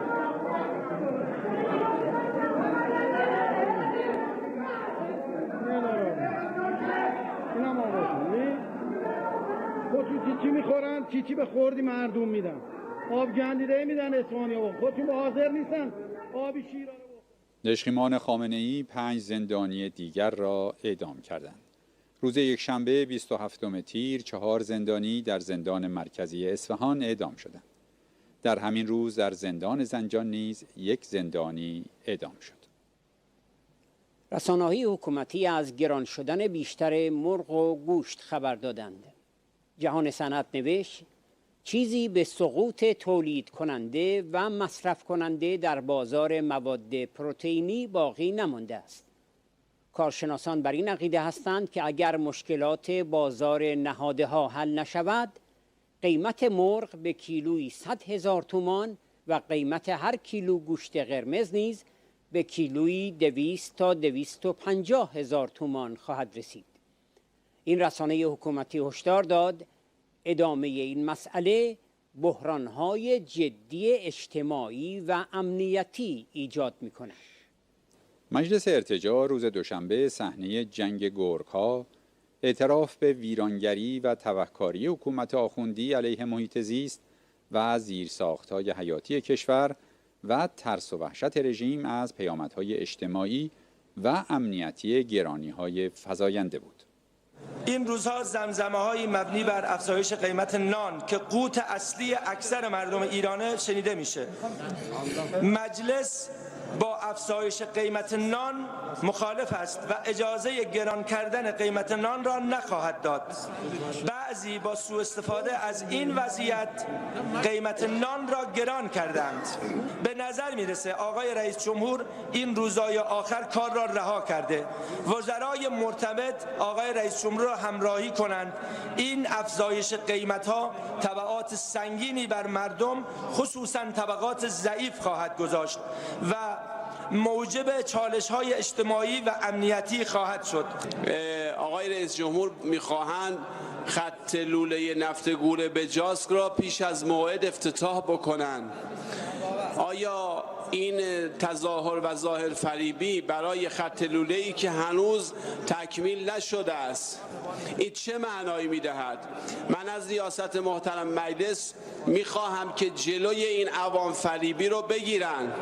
خط لوله‌ای که هنوز درصد بالایی از این پروژه زمین مانده است، این کار جز عوام فریبی و جز این که کار نکرده را بخواهند به عنوان کار انجام شده قلمداد بکنن معنای دیگه. از شب گذشته بحث گرانی نان مطرح شده. امروز که بحث آب، بحث قطعی برق را ما داریم در اقصا نقاط کشور. حتی در اصفهان امروز در مرکز استان آب دارد برای منازل با تانکر توزیع میشه. این اوضاع آبی ماست. پشت سد زاینده رود امروز 350 میلیون متر مکعب است. خب در بعضی از نقاط ما میبینیم با وجود سدهای میلیاردی استغاثه و مشکل آب است. پس اصفهان چه بکند که یک شهر 5.5 میلیونی امروز 350 میلیون متر مکعب بیشتر آب برایش نمانده؟ تو این موقعیت گران کردن نان هیچ معنایی نمیدهد. شبهه ایجاد اضطراب روانی برای مردم از این عمل با وجود بحران کرونا بی‌آبی مطلق است. 60% جمعیت حوزه انتخابی من جناب آقای رئیس اصلا آب خوردن ندارن. پس کرونا را چگونه میشه کنترل کرد؟ سهلنگاری وزارت نیرو فوق‌العاده است، اصلا کاری به مردم ندارد. از اون ور دیروز خطی برق را داشتیم، ثابت کرد که سرابانی که توانمندی و نیروگاهی نداره میتواند هر روز بحران آفرین باشد. آنچه شما تحویل میگیرید اساساً یک دولت استاندارد و منطبق با اصول و تعاریف شناخته شده حکمرانی صحیح نیست. یک بنگاه عظیم اقتصادی را تحویل میگیرید که خود در فعل و انفعالات اقتصادی نظیر گران شدن قیمت ارز یا کاهش ارزش پول ملی نقش و منافعی دارد. چنین ساختار فساد خیز و رانتی چگونه میتواند ادعای خدمت بنماید؟ در دشتها تالاب، دریاچه، بیشه و آبگیری باقی نگذاشته ایم. چمنزارها را شخم زدیم و ریزگردها را گسترش دادیم. اکنون نوبت به ارتفاعات و باقی مانده ثروت‌های طبیعی در این مناطق رسیده است تا در آتش غفلت و بی تدبیری ما خاکستر شود. زاگرس و پوشش استثنایی و بسیار ارزشمند آن جلوی چشم ما خزان می شود، به خاکستر تبدیل می شوند و ما فقط تماشا می کنیم. در جنگ گرگ‌ها احمدی نژاد رئیس جمهور سابق رژیم فاش کرد که در فصل کشاورزی آب را به روی مردم بستند. وی با نگرانی از پیامد تیراندازی به سوی معترضان به سرکردگان نظام هشدار داد. گرچه خوشسالی است ولی آب هست. در فصل کشاورزی آب رو به روی مردم بستن، آب رو در سدها نگه داشتن و در فصل بارندگی شدید مجبور شدن بیش از ظرفیت رودخونه ها آب از سدها رها کنن. متاسفانه در کشور ما تحت تاثیر باند فاسد امنیتی هر نوع مطالبه مردم، هر شکایت مردم، هر اعتراض مسالمتی منز مردم باش برخورد میشه. بعد هم با گستاخی میگن که ما فقط به سرهای مردم شلیک نکردیم، به پاها هم شلیک کردیم. 200 تن از اعضای مجلس ارتجاع طی نامه‌ای به خامنه‌ای از انتصاب دشقیم اژه‌ای به سمت رئیس دستگاه قضایی رژیم حمایت کردند. در همین حال آخوند فلاحی عضو مجلس ارتجاع به رئیسی جلاد و اژه‌ای هشدار داد که فرصت آزمون و خطا ندارند. همکاران گرامی، دولت منتخب، ریاست محترم دستگاه قضایی، امروز دیگر فرصت آزمون و خطا نداریم. نه جای تعطیل تابستانه و دست دادن فرصت‌ها برای مجلس انقلابی است و نه جای مماشات برای برخورد با مفسدان اقتصادی و فرهنگی و سیاسی امنیتی برای دستگاه قضاست و نه تعلل در پاکسازی مدیران ناکارآمد و لخت و بیخاصیت. امروز ابهام در چگونگی تشکیل کابینه و شایعات و زمزمه‌های مختلف در سخن از کابینه فراجناحی که البته منکر آن نیستیم و احیانا استفاده از برخی مدیران فعلی ما را نگران کرده است. به حضور چهره‌های خسته و ناکارآمد و اهل زدوبند با دولت‌ها و جناح‌های مختلف و بی برنامه و بی ایده مثل دولت قبل را بر نخواهیم تافت و از قبل مصمم‌تر به سوال اخطار و تذکر و نهایتاً استیضاح وزیرانیم. در جنگ گرگ ها یک فقره دیگر از چپاول های حکومتی زیر عنوان پروژه شیرین کردن آب در مجلس ارتجاع برملا شد. امروز موضوع آبی که شما میبینید با طرح‌هایی که من اصطلاحاً اسم این طرح‌ها رو گذاشتم طرح‌های پتومت، یعنی آب چهارمحال و بختیاری، حوزه سیاسی اصفهان 900 کیلومتر در کاران، در رودخانه کارون باید ریخته بشه به خلیج فارس، 200,000 میلیارد تومان هزینه بشه، آب شیرین بشه، به اصفهان منتقل بشه. آیا این غیر از طرح پتومت چیز دیگه اطلاق میشه کرد؟ کدوم عقل سلیم میپذیره آب شیرین در سردشت رودخانه کارون، در چهارمحال و اختیاری، در اصفهان 900 کیلومتر بره تو خلیج فارس، بعد از خلیج فارس با 200,000 میلیارد تومان هزینه دوباره منتقل بشه به اصفهان؟ مالکی عضو مجلس رژیم از سیستان و بلوچستان فاش کرد که آمار جانباختگان در این استان 2 برابر آمار رسمی است.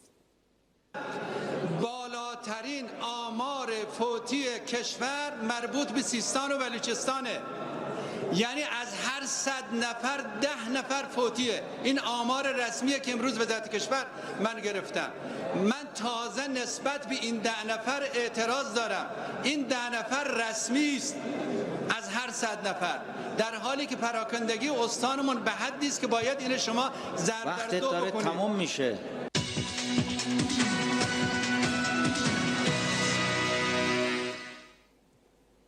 گزارش ها حاکی از حملات هوایی در استان حلب سوریه به مواضع عوامل رژیم آخوندی است.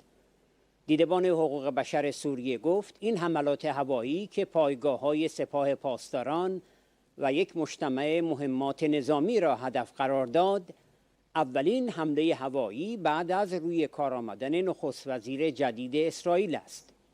منابع اطلاعاتی میگویند حملات مورد تایید آمریکا قرار گرفته و به عنوان بخشی از سیاست تضعیف نظامی رژیم ایران است. آسوشیتد پرس نیز نوشت حملات اسرائیل انبارهای تسلیحاتی را که متعلق به شبه نظامیان مورد حمایت رژیم ایران هستند و در منطقه از صفیرا در حلب قرار دارند هدف قرار داد. این حملات با انفجارهای شدید همراه بود. انبارهای اسلحه در داخل پست‌های نظامی سوریه قرار داشتند. رویترز نیز گزارش داد منطقه از صفیرا در جنوب استان حلب که مورد تهاجم هوایی قرار گرفت، شاهد حضور فزاینده نیروهای رژیم ایران بوده است. رافائل گروسی مدیر کل آژانس بین‌المللی انرژی اتمی در جریان سفر به برزیل گفت ما هنوز سوالات و موضوعهای مختلفی داریم که باید با رژیم ایران روشن کنیم. وی از موکول شدن ادامه مذاکرات به روی کار آمدن دولت رئیسی ابراز ناراحتی کرد و افزود: ما باید راستی آزمایی کنیم و تنها راه انجام این کار همکاری رژیم ایران با آژانس بین المللی انرژی اتمی است. اگر آنها این کار را نکنند کارشان غیر مجاز است. حضور بازرسان در داخل ایران ادامه دارد، اما بازدیدهای آنها محدود به سایت‌های هسته‌ای اعلام شده است. وی گفت در صورت شکست توافق در وین، سیاستگزاران واشنگتن ممکن است فشار بر رژیم ایران را آغاز کنند. سخنگوی وزارت خارجه آمریکا در کنفرانس مطبوعاتی روز 28 تیر اعلام کرد همه تحریم‌های آمریکا علیه رژیم ایران بر جای خود باقی می‌مانند، مگر اینکه از طریق یک پروسه دیپلماتیک برداشته شوند. نت پرایس افزود: ما همچنین روشن ساخته ایم که گزینه مذاکرات وین تا ابد روی میز نخواهد بود. خواست ما این است که رژیم ایران هرگز نتواند به سلاح اتمی دست یابد و این امر به طور دائم و قابل راستی آزمایی تضمین شود. وی در پاسخ به سوالی در مورد گروگان‌های آمریکایی در ایران گفت: هیچ توافقی با رژیم ایران درباره آزادی زندانیان نبوده و نیست. ما گفتیم ادعای رژیم ایران در مورد توافق بر سر زندانی‌ها یک اقدام ظالمانه و بیرحمانه است، چرا که امیدهای ساختگی برای خانواده‌های زندانیان ایجاد می‌کند. وال استریت ژورنال خبر داد در صورت شکست مذاکرات وین، آمریکا امکان تحریم‌های جدید روی فروش نفت رژیم ایران را بررسی می‌کند. به گفته مقام‌های آمریکایی، یکی از طرح‌هایی که روی آن کار می‌شود، قطع فروش نفت خام ایران به چین، یعنی مشتری اصلی این رژیم، از طریق تحریم‌های جدید است که شبکه‌های کشتیرانی را هدف قرار می‌دهد. این مقامات گفتند در صورت شکست گفتگوهای اتمی، تصمیمات جدیدی اتخاذ خواهد شد. یکی از مقامات آمریکایی گفت: فروش نفت ایران به چین موضوع اصلی است که می‌تواند هدف تحریم‌ها باشد. سخنگوی دولت روحانی بار دیگر گفت ادامه مذاکرات وین به روی کار آمدن دولت رئیسی موکول شده است. ربیعی گفت تا جایی که به اختیارات دولت مربوط بوده، بخش اصلی مذاکرات انجام شده و تفاهم‌های اولیه در رفع قسمت عمده تحریم‌ها صورت گرفته. اکنون با نظر نهایی نهادهای عالی، مذاکرات به بعد از انتقال کامل دولت موکول شده. مسئولیت آن نیز بر عهده تیم جدید مذاکرات است. در یک انفجار مرگبار در بغداد در آستانه عید قربان حدود 100 تن کشته و مجروح شدند. رویترز نوشت: انفجاری در بازار شلوغ شهر صدر بغداد یک روز مانده به عید قربان رخ داد. مقامات امنیتی و بیمارستانی گفتند حداقل 35 نفر کشته و بیش از 60 نفر زخمی شدند. منابع بیمارستانی گفتند به دلیل وخامت حال بعضی از مجروحان، تعداد کشته ها می تواند افزایش یابد.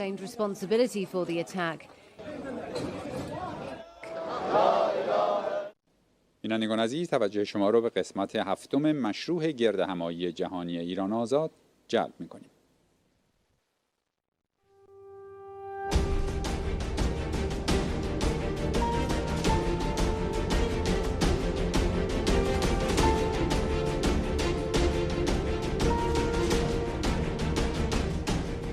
سخنرانی‌های گردهمایی جهانی ایران آزاد، قسمت هفتم.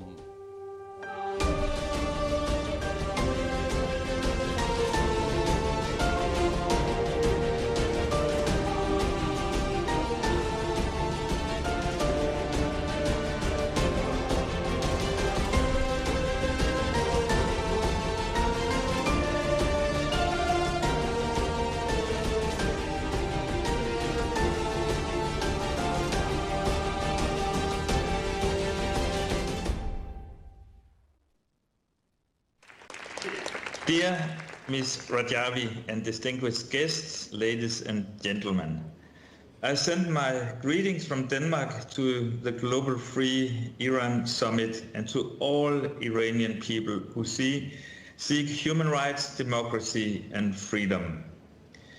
We hear here in Denmark about executions, torture, suppression of protest, suppression of women and workers who are now on strike in Iran. I want to tell every one of them that we stand in solidarity with you. You deserve to have a democratic republic, and I'm sure that you will bring freedom to your country. We all know that the recent election in Iran was not a free election, and the man who became president is responsible for the massacre of political prisoners in Iran in 1988. And therefore, Amnesty International has called him to be investigated for crime against humanity. I support from my deepest in my heart Amnesty International for this. In the end, I will express my support for Ms. Rajavi and her plan for human rights and the democratic Iran. We hope that you will celebrate your victory in your country. And I wish you a successful summit for free Iran. Thank you.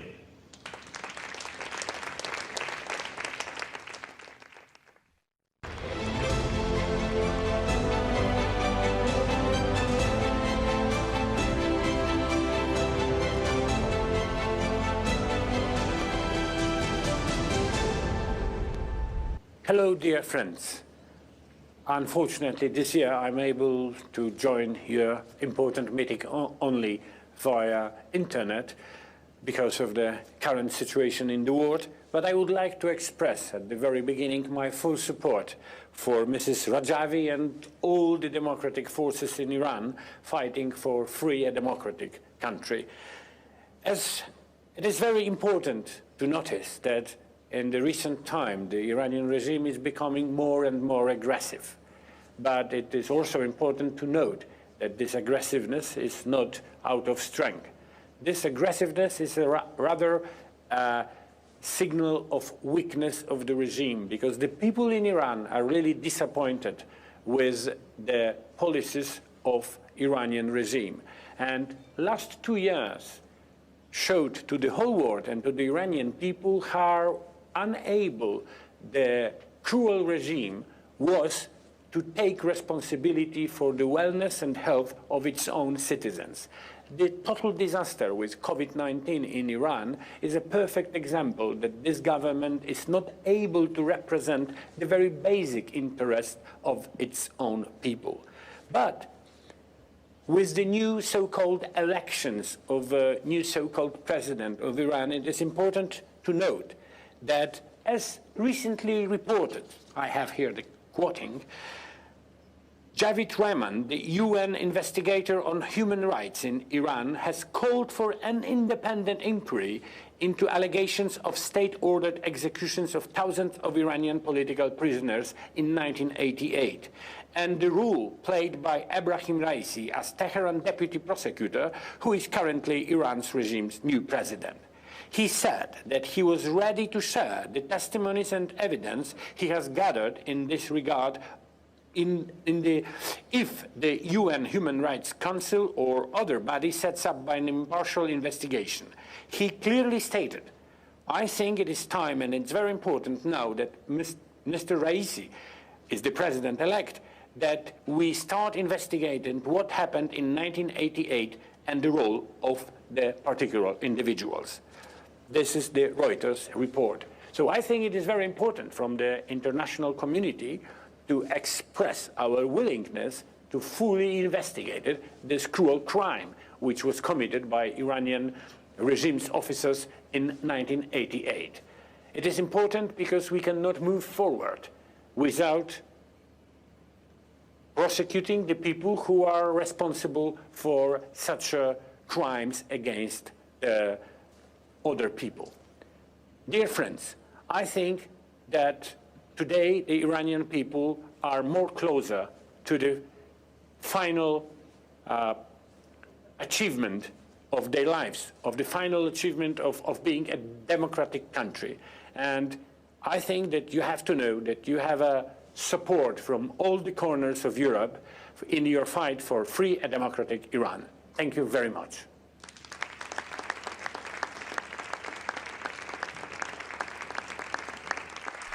My name is Rob Mitchell MP from Melbourne, Australia.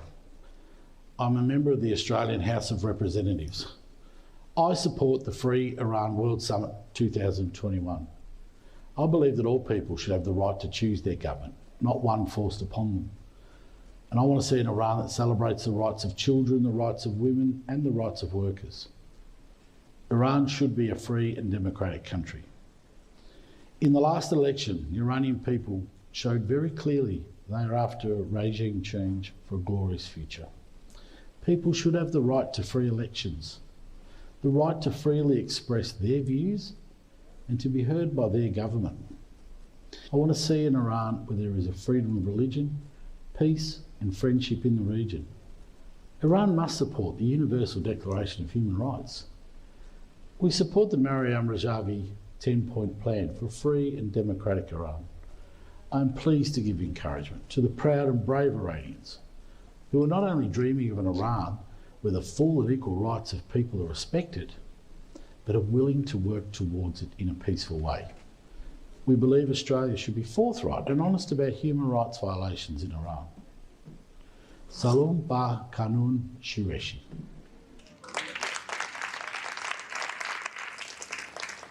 Freedom, democracy, gender equality, the separation of religion and government. These are basic fundamental rights and desires of every human being, and it is the desire of those living in Iran. Hi everyone, I'm Candice Bergen. I'm the Deputy Leader of Canada's Conservative Party, and I'm here to lend our support to the great movement for freedom in Iran. Canada's Conservatives support your desire and the work that you're doing. In fact, we have put forward a motion in the Parliament in Canada to designate the IRGC as a terrorist entity. We also, when we were in government, shut down the embassy, the Iranian embassy. These are concrete actions to support freedom in Iran. The people of Iran have had enough of this regime. Only 10% of Iranians showed up for this so-called election, which put in power one of the most horrific and violent men that even Amnesty International has described as a butcher. I'm here to tell you that the people of Iran deserve freedom. They deserve equality. They deserve opportunity. And the horrible regime in Iran needs to be taken down. And so we support you. We are so happy to be part of the Free Iran Conference 2021. And we look forward to hopefully all being together in the very near future. I wish you health. I wish you success. I wish you victory. Thank you.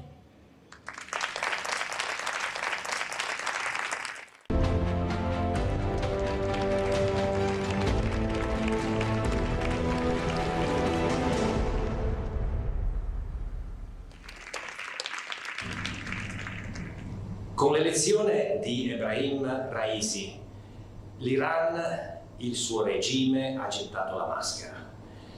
Mentre l'Europa, altri paesi occidentali hanno usato la politica dell'appeasement, la stessa che si usò negli anni 30 per Hitler, il regime è stato sempre più feroce nella sua repressione e nel portare a gravissime difficoltà tutto il grande popolo iraniano.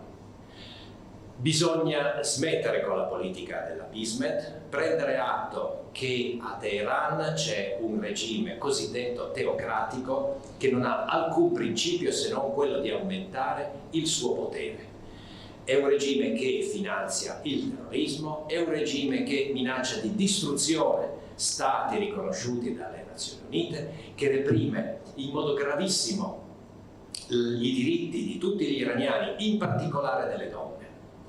È un regime che non rispetta gli accordi internazionali sul nucleare e di questo l'Occidente deve assolutamente tener conto. l'Occidente deve smettere di fingere di credere che quella dell'Iran siano una vera democrazia e deve prendere atto della situazione reale, deve dare il giusto riconoscimento alla resistenza iraniana, quella guidata da Mariam Rajavi, una resistenza che sta pagando anche adesso il suo tributo di vite umane, di persone in carcere, di persone che sono private dei loro diritti, che sono perseguitati anche all'estero. Abbiamo persino avuto in Europa l'episodio di un cosiddetto diplomatico iraniano che ha partecipato a organizzare attentati che coinvolgevano non soltanto iraniani in esilio, ma anche importanti politici di altri paesi dell'Europa e degli Stati Uniti. Io confido che con l'impegno dei paesi liberi, con l'impegno della resistenza guidata dalla signora Mariam Rajavi, potremo presto essere insieme in piazza Azadi a festeggiare un Iran libero, un Iran che è nella comunità internazionale con tutto il prestigio che la sua storia e la grandezza del suo popolo merita.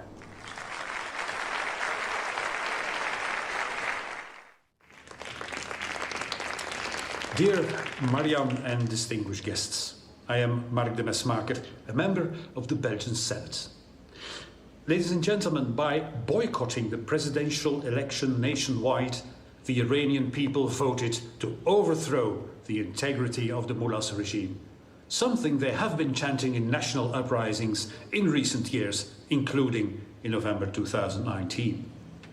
Less than 10% of the electorate voted in the 18th of June election farce. Those who voted were mainly military, revolutionary guards and their families. Raisi, the executioner of the 1988 massacre of political prisoners, is Khamenei's last card for the regime's survival. Fragile and fearful of the coming uprisings, he has eliminated the rival faction and appointed Ibrahim Raisi as president of the republic. The international community now has no justification whatsoever for dealing and being complacent with a government whose president has committed crimes against humanity. The world must stand firm against the religious fascism ruling Iran and must stand with the Iranian people and their desire to replace tyranny by a democratic government. As Amnesty International has said, the fact that Ibrahim Raisi has been installed as president instead of being prosecuted for crimes against humanity is a tragic demonstration of the international community's failure to address the structural crisis in Iran. The recent presidential election in Iran showed that the leadership, or rather the religious leader, does not care at all about its people or the problems of society. He only wants to intensify repression and counter any demonstration and uprising against his own power, a power that he wants to preserve at all costs. This election has shown how dissatisfied all sections of population are in Iran. We have seen the boycott of the election by all social strata, the mothers of the victims of the repression, especially the protesters killed in November 2019, the workers who have not received their salaries for months, the nurses, the teachers, the farmers, and the workers in the oil and petrochemical sector. The families of the victims of the 1988 massacre still do not know where their loved ones are buried and are looking for justice.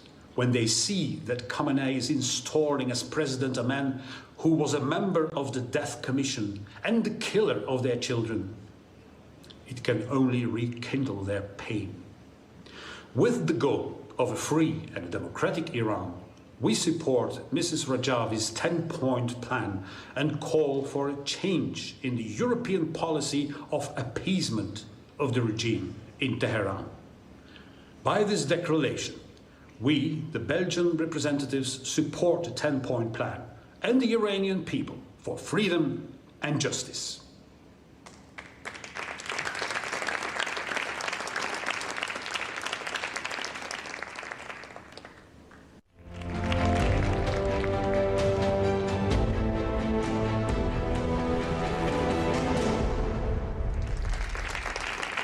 My name is Els van Hoof. I'm a Belgian MP, and I'm also president of the Commission of Foreign Affairs in the Belgian Parliament. Iranian women are deprived of more and more of their rights by the country's regime. Discrimination against women is entrenched in Iranian law and practice. And the situation is even worsening during the pandemic. Iran is at the bottom of the global gender gap index of the World Economic Forum and has even dropped 10 places in 2 years' time. Let's take a look at some worrying numbers. Only 3 out of 27 million women are employed. Iranian women's income constitutes only 18% of that of men. Women are constantly being discriminated in their daily life. A husband can forbid his wife a profession. These are fundamental rights that are violated by an oppressive regime. And it is my deepest hope that change will come. However, with the election of the conservative Ebrahim Raisi, we must not be naive.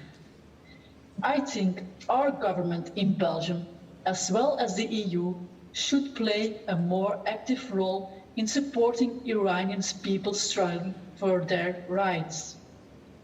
Our relations with Iran must be conditional on improvement of human rights and women's rights. I will keep playing my part by questioning our Foreign Affairs Minister to keep up the pressure. To conclude, I would like to express my support of a declaration in support of freedom and democracy in Iran, and also Mariam Rajavi's 10-point plan.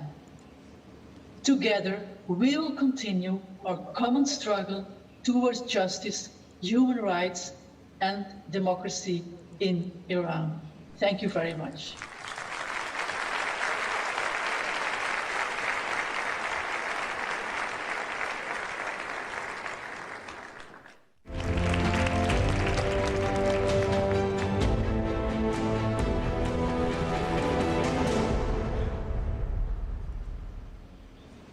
Mesdames et Messieurs, bonjour à toutes et à tous. Le guide suprême du régime iranien, Ali Khamenei, a choisi Ebrahim Raisi comme nouveau président du régime car celui-ci doit faire face à une société iranienne rétive, déterminée à renverser la dictature pour tous les moyens. Ebrahim Raisi, membre du comité de la mort, a supervisé l'exécution extrajudiciaire de 30 000 prisonniers politiques. Pour la plupart des membres et des partisans de l'homme mec. Cette nomination a deux messages. Premièrement, c'est le clou final dans le cercueil du réformisme. Deuxièmement, la résistance organisée du peuple iranien et l'alternative du régime. Peu de temps après la parodie de l'élection présidentielle, les protestations de divers secteurs de la société iranienne ont repris à travers du pays. Les manifestations en Iran font suite au boycott national de l'élection présidentielle des Mollahs le 18 juin. Les médias publics du régime ont mis en garde contre les conséquences de ce boycott national des élections qui dépend de la volonté du peuple iranien de changer le régime. Lors des grandes manifestations populaires, le décembre 2017 à janvier 2020, les Iraniens de tous horizons ont condamné le système politique des Mollahs avec des slogans tels que conservateurs, réformistes. Le jeu est terminé. Les termes conservateurs et réformistes font référence aux deux factions au sein du régime. Il ne s'agit que d'approches tactiques différentes pour les membres objectifs à long terme, à savoir préserver le régime et avoir une plus grande part du pouvoir. Raisi a déclaré publiquement qu'il était fier de son rôle dans le massacre des prisonniers politiques. Cela devrait être un signal d'alarme pour nous tous. Nous ne devons pas rester silencieux. Les interlocuteurs étrangers de ce régime doivent savoir que Raisi est le principal auteur du massacre de 1988, dont les victimes étaient avant tout des membres et des partisans de l'organisation des Moudjahidines du peuple iranien, OMPI MEC. Raisi s'est ensuite fait davantage connaître dans la présentation des manifestations pacifiques.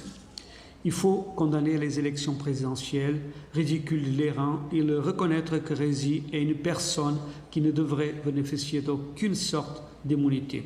Il devrait être jugé par un tribunal international pour ses crimes. Comment les dirigeants européens peuvent-ils accepter qu'un meurtrier de masse comme Rézi devienne président d'Iran? La secrétaire générale d'Amnesty International, Mme Agnès Calamarde, a déclaré sur Twitter qu'Ibrahim Rézi méritait de faire l'objet d'une enquête pour les crimes contre l'humanité que sont le meurtre, la disparition forcée de torture au lieu de devenir président.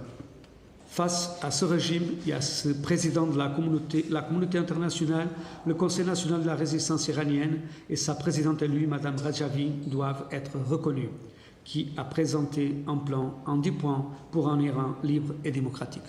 Merci pour votre attention. Dear Madam Rajavi, honourable speakers, people of Iran, it's great to be with you for this year's Free Iran World Summit.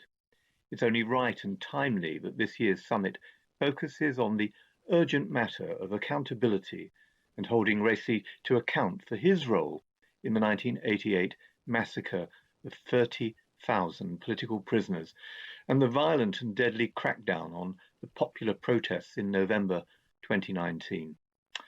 This must be a priority for the international community now, as the UN Special Rapporteur on Iran, Professor Javid Rehman, recently warned, and I quote, that there is a widespread and systemic impunity in the country for gross violations of human rights, both historically in the past as well as in the present. In his first press conference on Monday, the 21st of June, Raisi went before the entire world and defended his role in the mass executions of dissidents and political prisoners in Iran. This means he's not showing any remorse or that his regime under his presidency will be any different from that which has gone before. He won't hesitate to repeat the mass killings of 1988 and 2019 in response to the growing popular protests throughout the country. I know that you, Madam Rajavi, and the National Council for Resistance in Iran have been at the forefront in the campaign seeking justice for years and years you've campaigned. I'm proud to have been supporting that campaign in the United Kingdom in our parliament, and I know that it's got strong cross-party support in both houses. Together, we've made great progress towards justice and ending impunity for the regime's officials like Raisi. Today, we have Amnesty International calling for investigation of Raisi for crimes against humanity, and the UN Special Rapporteur on Iran backing and calling for an independent, impartial investigation into the 1988 massacre to establish Raisi's responsibility. This progress and achievement means that the United Kingdom can no longer ignore its obligations in this regard. The UK government must now take the lead at the UN to demand and secure an independent international inquiry into the 1988 massacre, as well as the killing of those 1,500 protesters in 2019. This is possible and within reach in the light of the Office of the UN High Commissioner for Human Rights welcoming any accountability process that aims to end impunity in Iran. The UK should also work with the European Union to impose sanctions on Raisi and other leaders of the regime for their involvement in serious human rights violations and crimes against humanity, and they should use the Magnitsky-style sanctions to do this. Finally, I would like to join the other speakers today in expressing my support for the 10-point democratic plan for the future of Iran presented by Mrs. Rajavi. It is indeed a viable democratic alternative for Iran and will promote democratic progress both in Iran and the Middle East if it's successfully implemented. Thank you for inviting me to take part today, and I'm proud to stand with you for the cause of human rights and justice in Iran.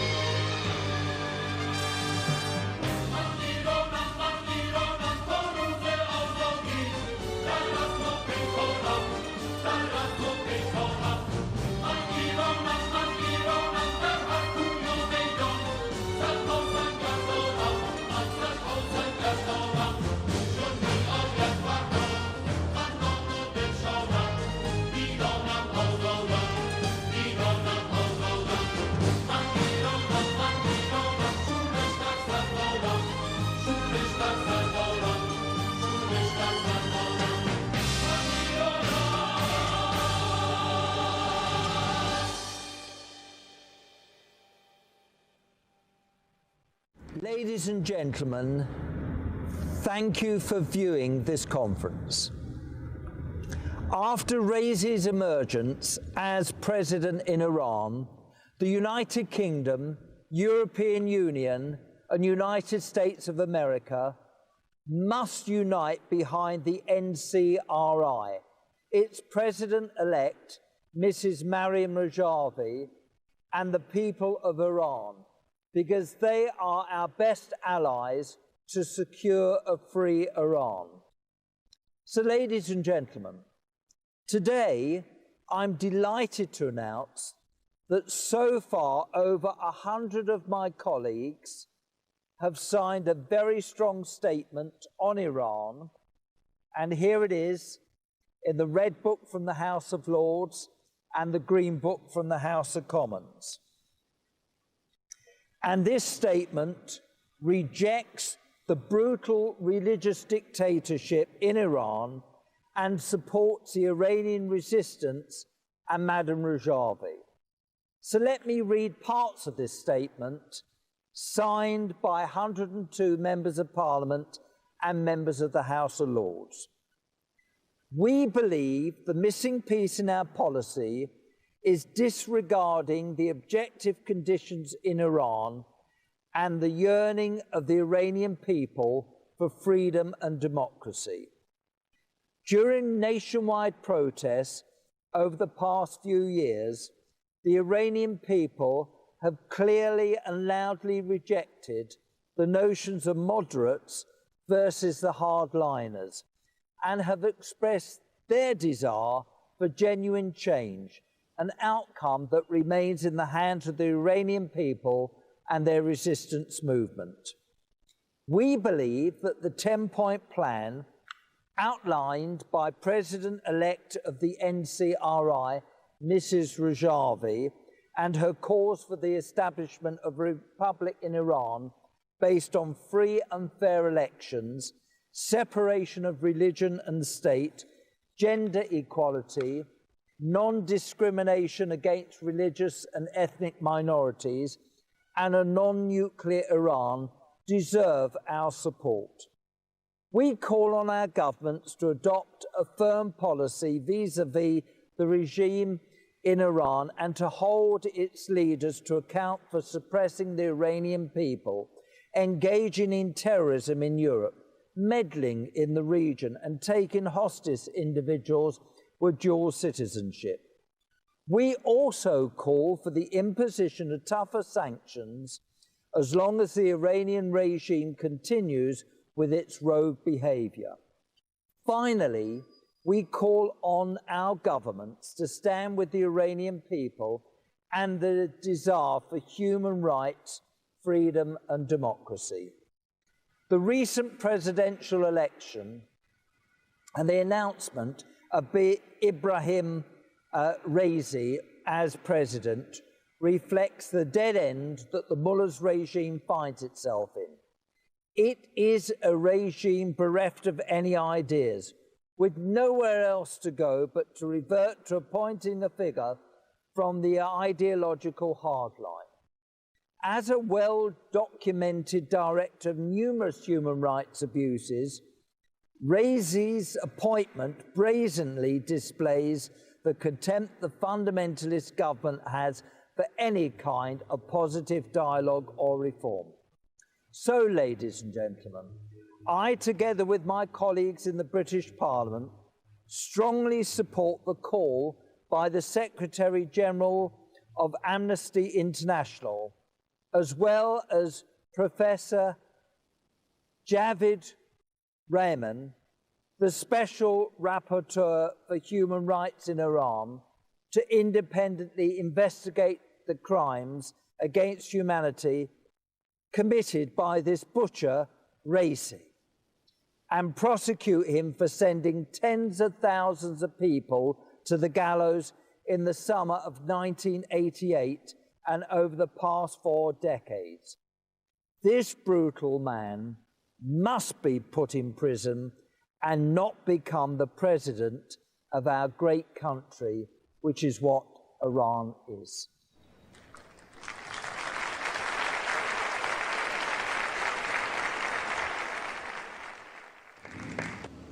Good afternoon, everyone. It's a pleasure to join the Free Iran Global Summit. President-elect Madam Rajavi, can I thank you for the leadership, hope and vision you continue to provide for the Iranian people during these dark, ugly years of the regime. Yours is a vision of hope and light against multiple crimes and dirty tricks designed to tarnish the opposition and deny the truth. Too often, we've listened to these deceits. They've led us to deny you the support you deserve. They've led to the banning of the PMOI, which was eventually corrected in the legitimate courts of the US, EU and UK, where justice can prevail. They led to claims that respect and support for opposition could allow Iran to descend into the carnage that is Syria today. But what is present-day Iran? A place where those in charge execute innocent people at will, where protesters disappear in the night, where basic rights are denied, where money that could be used for food and vaccines is diverted to weapons for terrorist groups fighting proxy wars, a place obsessed with adding to the nuclear threat the world already faces. That's what the clerical regime expects the West to protect. We should have listened to the opposition years ago instead of practicing appeasement. We might have avoided giving so much in return for so little over nuclear weapons. We might have shown more compassion and given more assistance to the people of Camp Ashraf and Camp Liberty. We have a second chance. We've seen the farce of the latest presidential election in Iran. We've witnessed the treachery over the nuclear deal. Now is the time to stand square with the democratic aspirations of the Iranian people.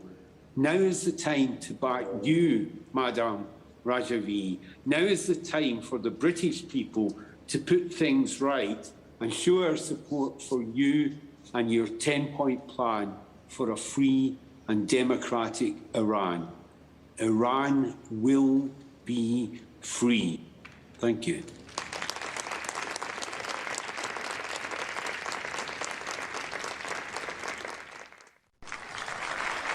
Madam Rajavi, honourable colleagues, people of Iran, ladies and gentlemen, it's great to be with you today, at least virtually, and an honour to join parliamentarians and Iranians from all around the world for this international gathering to support the people of Iran and their resistance movement, which calls for justice and a free Iran. In September 2016, my colleagues and I tabled a parliamentary motion with regards to the massacre of 30,000 political prisoners, which were held in Iran's prisons in the summer of 1988, including women and children and all political prisoners who supported the opposition movement of the PMOI. This motion was one of the most supported parliamentary motions during the 2016-2017 session, which urged the United Kingdom government to recognise and condemn this brutal massacre as a crime against humanity and asked the United Nations to order an investigation and bring the perpetrators to justice. Similarly, in July 2018, my colleagues and I tabled another parliamentary motion condemning the attempted bombing of the gathering of the Iranian opposition in Paris for a free Iran, the alternative. I was one of those representatives at the conference, and indeed, had the terrorist plot succeeded, I and many other colleagues in the UK Parliament and parliamentarians from across the world would have been killed. Even worse, we now know, of course, that terrorist attempt was made by an Iranian diplomat using the diplomatic pouches to pass the bomb to terrorists who would then go from Belgium into France to Paris to place that bomb underneath the conference. Now, the motion that we put down was supported by a large number of my colleagues in the British Parliament. And the strong support for our two parliamentary motions reflects the strong and cross-party support the NCRI enjoys, and indeed the President-elect, Madam Rajavi, enjoys in the UK Parliament and amongst your friends in the United Kingdom. Our two parliamentary motions show that there is strong support for bringing the mass murderers to justice, including the sham election of the President of Iran, who of course was responsible for the 1988 massacre. And I would like to make this pledge that as 35 of our colleagues in the Commons and Lords, including many of my colleagues who are present today, made the history and destroyed the unjust terror tag against the PMOI, which was a great victory, not only for the Iranian resistance and for you, Mrs. Rajavi, but for the people of Iran. We are going to take the mass murderer, Ibrahim Raisi, to the court. We call on the United Nations Security Council to refer him to the International Criminal Court and try him as a criminal against humanity. And this as a must. As you always say, Mrs. Rajavi, we can and we must. Let us call for a free Iran.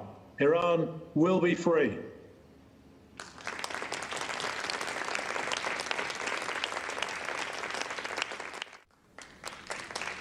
Thank you. President-elect Madam Rajavi, honourable colleagues, people of Iran, ladies and gentlemen, thank you for inviting me to speak at the Free Iran gathering this year. It is an honour to be with you, to stand in solidarity with the people of Iran in their struggle for a free and democratic Iran. Today we have a large delegation of some 40 British parliamentarians and over 100 prominent figures from the UK. Madam Rajavi, this great Free Iran summit and the huge support this resistant movement has inside and outside of Iran, with over 1,000 parliamentarians and political dignitaries from all 5 continents throughout the world, clearly shows the vast support that you have. But there has been a lie which the Iranian regime has tried to spread, that this movement does not have any widespread support. But my colleagues and I have participated in many great conferences by the NCRI, with over 100,000 people attending, which is just a microcosm of the sport of the movement inside of Iran. We are also aware of the nationwide activities of your movement throughout Iran, and we know how much the mullahs are frightened of this increasing support for the resistance. Today, we have seen the selection of a known perpetrator of gross human rights violations, Ibrahim Raisi, as the next president in Iran. Meanwhile, the regime continues to enrich uranium to 65% without any credible civilian use and refuses to cooperate with either the IAEA or the UN Special Rapporteur on Human Rights in Iran. In February, a regime diplomat was sentenced to 20 years in prison for terrorism charges and for plotting to bomb the NCRI gathering in Paris in 2018. As Bob Blackman said, an event at which I and many colleagues were all present. Now, the time has come for the UK and its allies to correct that mistake. And the first step ought to be to support that call publicly and officially for the justice we're highlighting at this conference today. Some of my own constituents here in Hendon, in London, are former political prisoners who survived the 1988 massacre in Iran and have spent several of their family members also part of the victims. I understand that they have now lodged a complaint against Raisi for his role in the 1988 massacre with the Metropolitan Police in the UK. I support that, and I stand with my constituents in their efforts to seek justice for these atrocities, those that they suffered at the hands of the regime. Any honest observer today can see that the Iranian people want a different Iran, an Iran free from the religious dictatorship. This outcry from freedom is summarized by Madam Ajavi in her 10-point plan, and that will guarantee Iranian people to establish a free and democratic Iran. The international community must now recognize and support this democratic option. We must stand with the people of Iran as they take the destiny of their country into their own hands. Thank you.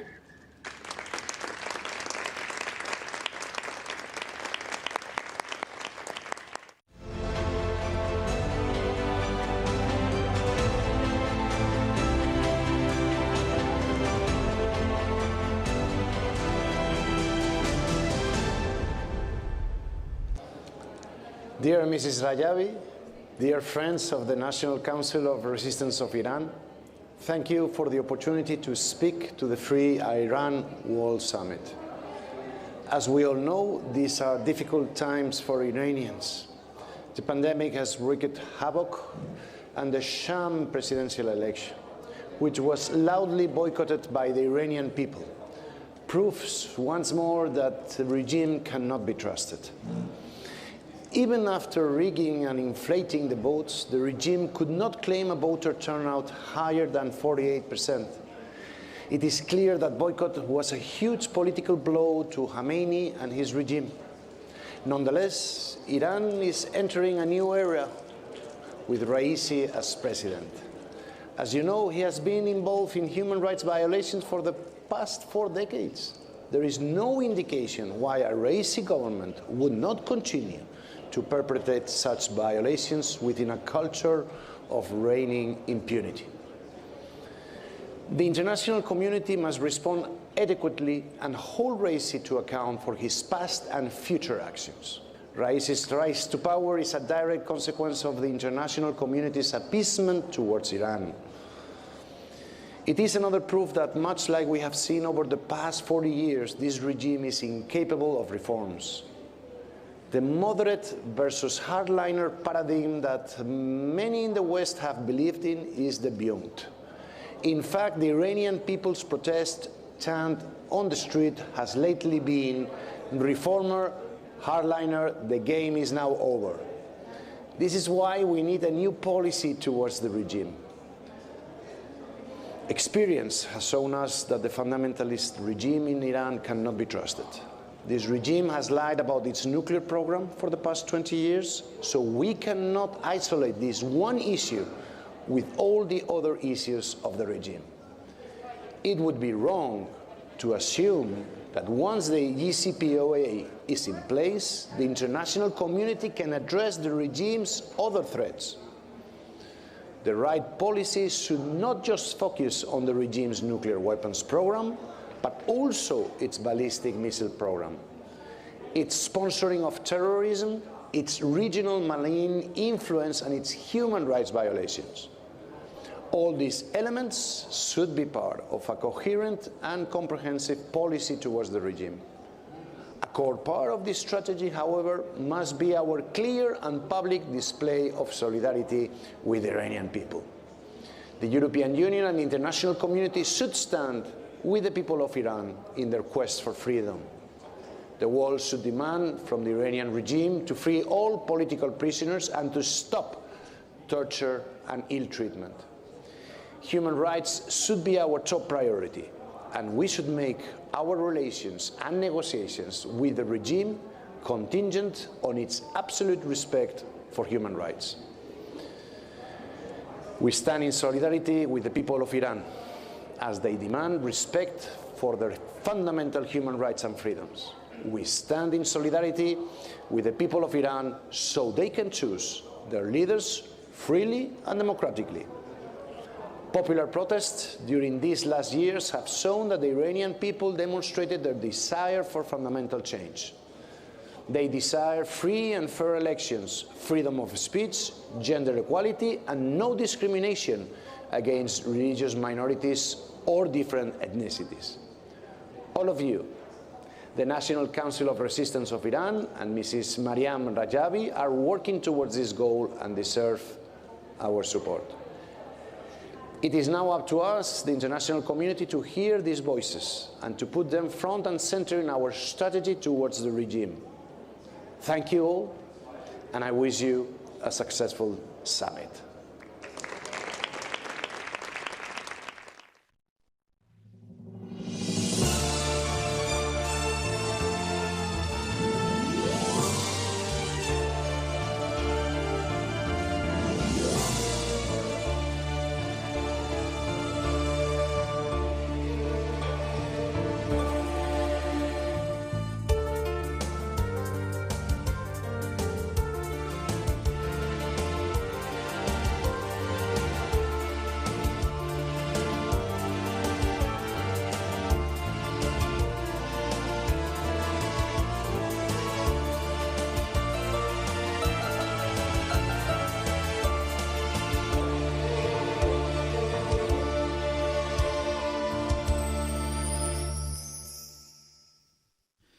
از بس که توی کنج قفس موندیم و موندیم، پرواز یادمون رفت، پرواز یادمون رفت. از بس که سرودی به حقیقت نسرودیم، آواز یادمون رفت، آواز یادمون رفت. از بس که توی خاطره ها رفتیم و گشتیم، امروز یادمون رفت، فردا یادمون رفت. از بس که توی دخمه تاریک نشستیم، خورشید یادمون رفت، خورشید یادمون رفت. یاران یاران یاران یاران، باید که از این دخمه تاریک به درآییم، باید که از این کنج قفس پر بگشاییم. برخیز بستیز با خست در آویز، از مرگ نپرهیز، بشکن قفس تو، بشکن و بازریز.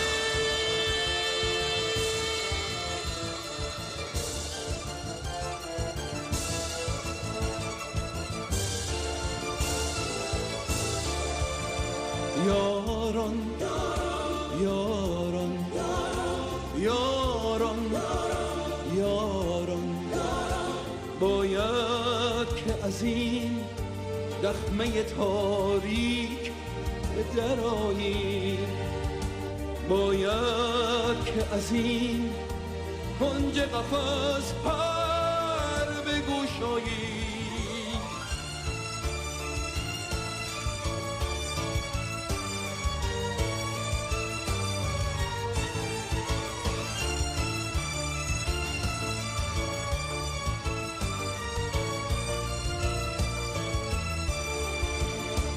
برخیز تا خانه به منزل گه خورشید گزینی، بر کنگره عرش نشینی، گلهای امید از چمن مه بچینیم، گلهای امید از چمن مه بچینیم، از چمن مهر بچینیم.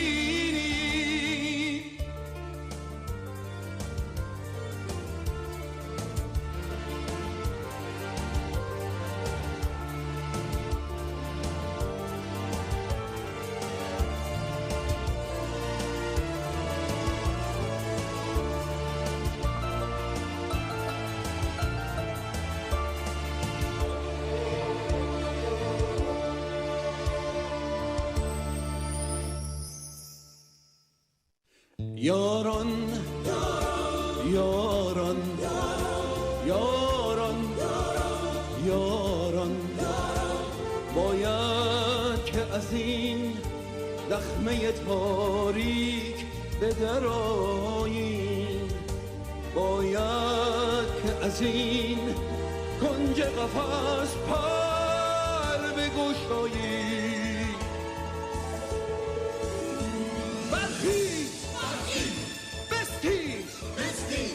با خست در آویز از مرگ نپرهیز، بشکن قفس و بشکن و بازی.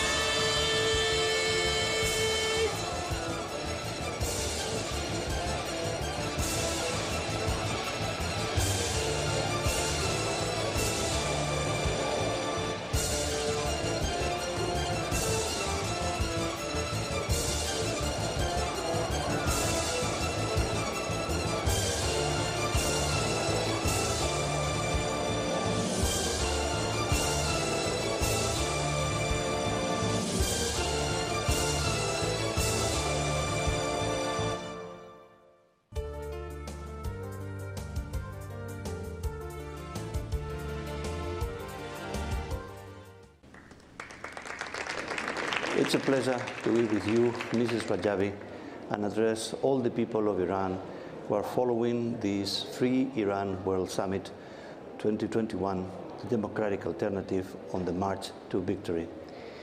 We are gathering in a time when someone under the most serious accusations of crimes against humanity has been installed as the next president in Iran.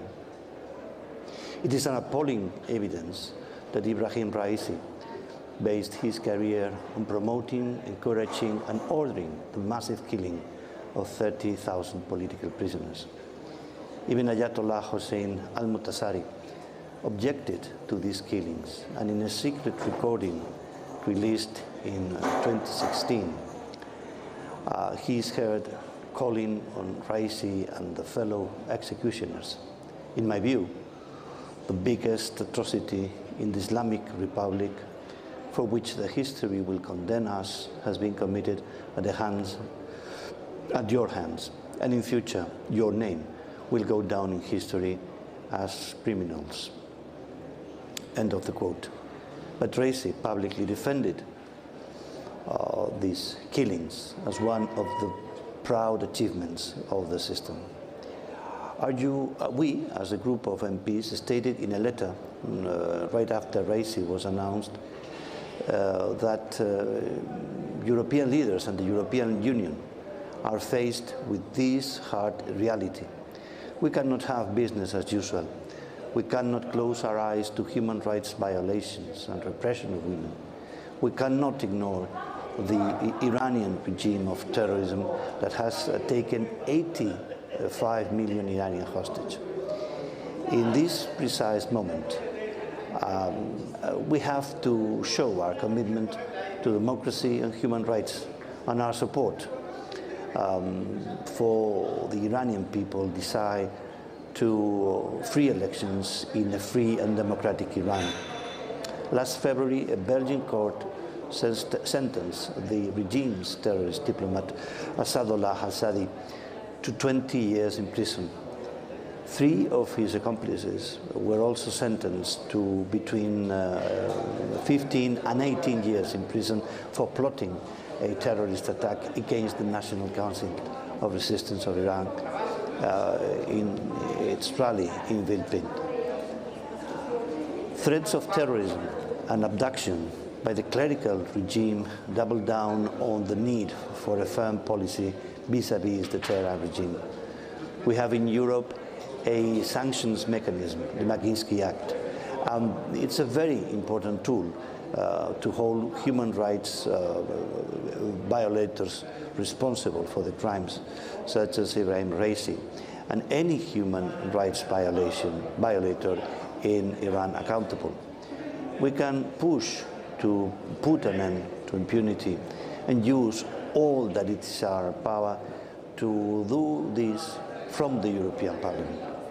Dear Mrs. Rajavi, I would like to tell you once again that you can be sure of our support, that we thank you for letting us join you in this noble journey and to be by your side along with the people of Iran. And let me add that your 10-point plan is our shared vision for a free Iran in the near future. Thank you.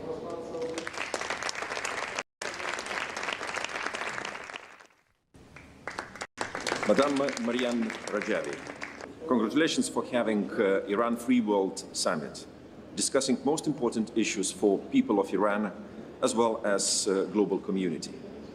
You have to know that we follow events in Iran, and all the crimes committed by Mullah's regime are really known to us. So we're not going to give up our fight for free and democratic future of Iran.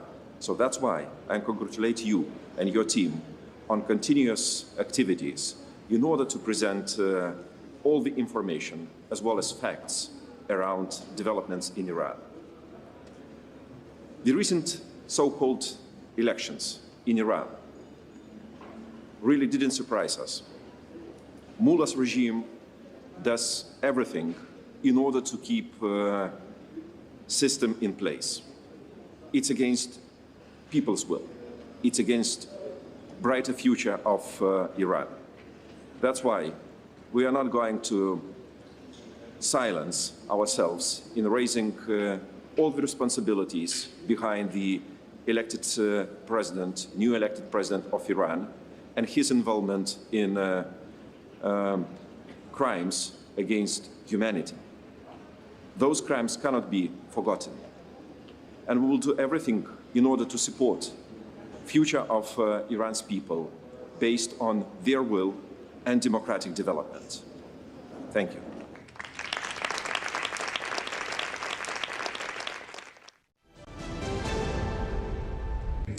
In qualità di membro del Parlamento europeo e della Commissione Affari Esteri, porto la mia voce a sostegno del popolo iraniano, in particolare alle donne iraniane, che sono sottoposte alle peggiori repressioni e disuguaglianze da più di 4 decenni di regime sanguinario e oscurantista che governa l'Iran. L'inaccettabile discriminazione basata sul genere persiste nella legge, nella pratica e negli atteggiamenti, privando le donne e le ragazze della dignità e della possibilità di partecipare e contribuire alla società. Nonostante questo riescono a svolgere un ruolo fondamentale nel boicottare il regime, come ad esempio le coraggiose donne iraniane e le madri dei manifestanti uccisi nel novembre del 2019. Ma il timore è che queste sofferenze potranno solo che peggiorare dopo la nomina di Ibrahim Raisi, che ci consegnerà un regime ancora più brutale, crudele e sanguinario in Iran. Raisi, soprannominato il macellaio, è conosciuto per essere il criminale della strage del 1988 e infatti è il primo presidente in assoluto ad entrare in carica già sanzionato per crimini contro l'umanità.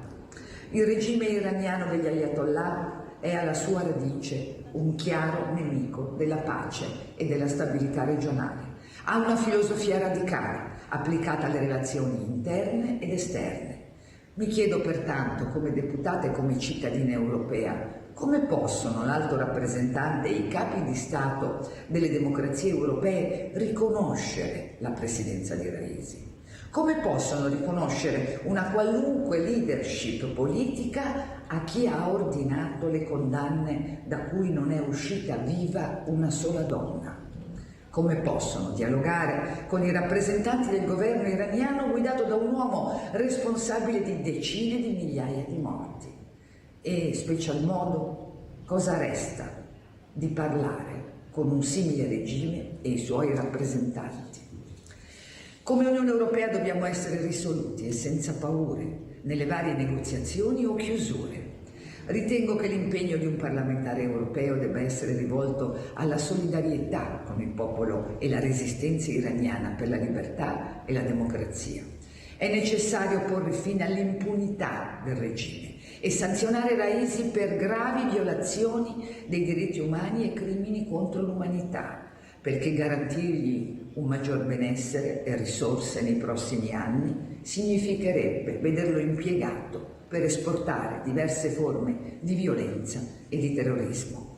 Vorrei rassicurare la signora Rajavi, leader della resistenza iraniana, e tutte le madri i cui figli sono stati loro ingiustamente portati via troppo presto, che io sono con voi e potete contare sul mio sostegno e impegno per la vostra richiesta di un Iran libero e democratico.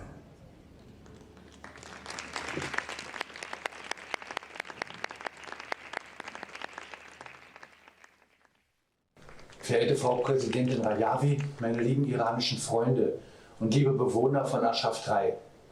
Ich bin sehr froh, an dieser großartigen Veranstaltung teilzunehmen. Ihre Stimmen werden den Regierenden der Welt ein starkes Signal senden, nämlich die Ermahnung, den Kampf um die Freiheit und die Demokratie im Iran endlich noch ernster zu nehmen. Die sogenannte Wahl des neuen iranischen Präsidenten Ibrahim Raisi, die in Wahrheit das Ergebnis eines massiven Wahlboykotts ist, hat vielen von denen, die jahrelang auch in Europa an das Märchen glaubten, das Regime könne durch sogenannte moderate Kräfte reformiert werden, endlich die Augen geöffnet. Wenn das Regime sich in seiner Macht bedroht sieht, wird es alles Mögliche unternehmen, um diese Macht auch zu sichern. Die größte Gefahr für den Fortbestand der klerikalen Diktatur im Iran sind ein aufbegehrendes Volk und ein organisierter Widerstand. Die Tatsachen bezeugen, dass das Mullah-Regime nicht reformierbar ist. Und die angeblichen Moderaten wie Rouhani haben der Machtergreifung durch die brutalsten Flüge des Mullahs, nämlich Raisi und seiner Clique, den Weg geebnet. Während wir als Europäer jahrelang vergeblich nach den moderaten Mullahs im Iran suchten, Gespräche aufnehmen wollten und zurückhielten, begingen wir zugleich zwei große Fehler. Zum einen setzten wir unsere Hoffnung auf eine Illusion, die niemals Wahrheit wurde. Zum anderen haben wir die demokratische Alternative zu diesem Regime, nämlich den Nationalen Widerstandsrat Iran, immer wieder ausgegrenzt. Dabei war es der Nationale Widerstandsrat, der gangbare Lösungen vorschlug. Wir aber haben in den zurückliegenden Jahren diese Alternative weitgehend ignoriert und damit den brutalen Mullahs im Iran einen Dienst geleistet. Das sollten wir selbstkritisch zur Kenntnis nehmen. Wir müssen unsere Iran-Politik überdenken. Der landesweite Boykott der Präsidentschaftswahl im Iran hat einerseits sehr deutlich ans Tageslicht gebracht, dass das Regime das Vertrauen des Volkes gänzlich verloren hat. Und andererseits hat es gezeigt, dass der Widerstand im Volk Rückhalt genießt und von ihm unterstützt wird. Wir wissen jetzt genau, dass die Widerstandsgruppen der Volksmudschahedin im Inneren des Landes die Kampagne des Wahlboykotts in der Gesellschaft federführend vorbereitet haben. Das iranische Volk bedarf jetzt mehr denn je unserer Unterstützung. Wir müssen den Menschen das Signal senden, dass wir mit Wort und Tat sie unterstützen und die Zeit der Beschwichtigung des Regimes vorbei ist. Damit den Politikern und Bürgern im Westen diese Botschaft in den Zeiten der Pandemie, in denen sie so viele andere Probleme zu bewältigen hatten, nicht verloren geht. Wir müssen heute ein lautes und machtvolles Signal in die Welt setzen. Eben dies geschieht in dieser Konferenz. Und ich bin sehr froh, dass ich auf diese Weise dabei sein kann. Möge der Iran bald zur Freiheit gelangen. Das wünsche ich aus ganzem Herzen Ihnen, mir, allen, die auf der Welt Menschenrechte und Frieden unterstützen. Vielen Dank.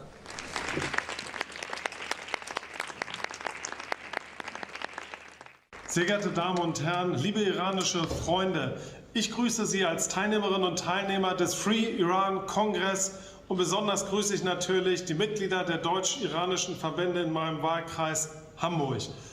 Vor wenigen Wochen hat die Islamische Republik Iran einen neuen Präsidenten ernannt. Ernannt wurde mit Ibrahim Raisi eine Person, die in der EU und in den USA wegen seiner Verbrechen gegen die Menschlichkeit auf der Sanktionsliste steht. Für einen freien, demokratischen Iran, der auch anerkannter Teil der internationalen Staatengemeinschaft ist und wird, braucht es einen Regime-Change, also ein Ende der Theokratie im Iran. Ich teile die Forderung von Amnesty International, dass die Wahrheit über Massaker an politischen Gefangenen im Iran 1988 und die Rolle, die Ibrahim Raisi dabei gespielt hat, ans Tageslicht gebracht werden muss. Gegen ihn muss strafrechtlich ermittelt werden. Aber auch der Export der Revolutionsidee in die Welt ist ein zentrales Bestreben der iranischen Mullahs. Die spüren wir auch hierzulande in Deutschland. In meiner Heimatstadt Hamburg finanziert und koordiniert das Mullah-Regime verschiedene Einrichtungen, die die freiheitlich-demokratische Grundordnung bedrohen und unseren gesellschaftlichen Zusammenhalt in Deutschland gefährden. Ganz sinnbildlich dafür ist das Islamische Zentrum Hamburg, das IZH. Die Blaue Moschee an der Alster wird für die Verbreitung der radikalen Ideologie und die Anwerbung von Islamisten missbraucht. Und deshalb fordere ich und die CDU Hamburg, das ist schon lange unsere Beschlusslage, ein Ende der staatlichen Zusammenarbeit mit dem IZH und die Prüfung eines Verbotsverfahrens. Dass die Mehrheit des iranischen Volks mit ihrer Wahlenthaltung diesem Regime die Unrechtmäßigkeit der Wahl bescheinigt hat, ist richtig und dieses Zeichen verdient auch ausdrücklich Anerkennung. Der Ruf der iranischen Bevölkerung nach Freiheit und Demokratie ist doch unüberhörbar. Die mutigen und furchtlosen Frauen und Männer, die auf den Straßen ihr Leben riskieren, verdienen unsere Aufmerksamkeit und sie verdienen vor allen Dingen aber auch die Unterstützung der internationalen Gemeinschaft. Die demokratische Opposition des Nationalen Widerstandsrats und ihr Programm für einen freien Iran sind die richtige Alternative zur religiösen Diktatur im Iran. Ich stehe an der Seite der iranischen Bevölkerung auf dem Weg zu Freiheit und Demokratie. Seien Sie gewiss, dass wir hören, was passiert und dass wir an Ihrer Seite stehen. Ich wünsche Ihnen jetzt viel Erfolg bei Ihrem Kongress und freue mich auf eine gute Zukunft des Iran in Freiheit und Demokratie. Herzlichen Gruß aus Hamburg. Alles Gute.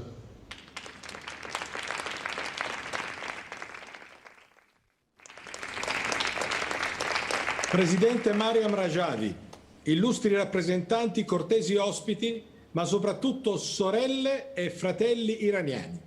La farsa di elezioni presidenziali del regime iraniano da una parte e dall'altra il boicottaggio delle urne da parte della popolazione e soprattutto le attività sempre crescenti delle unità di resistenza in molte città iraniane rappresentano una situazione inedita in Iran, cioè la teocrazia iraniana è al capolinea.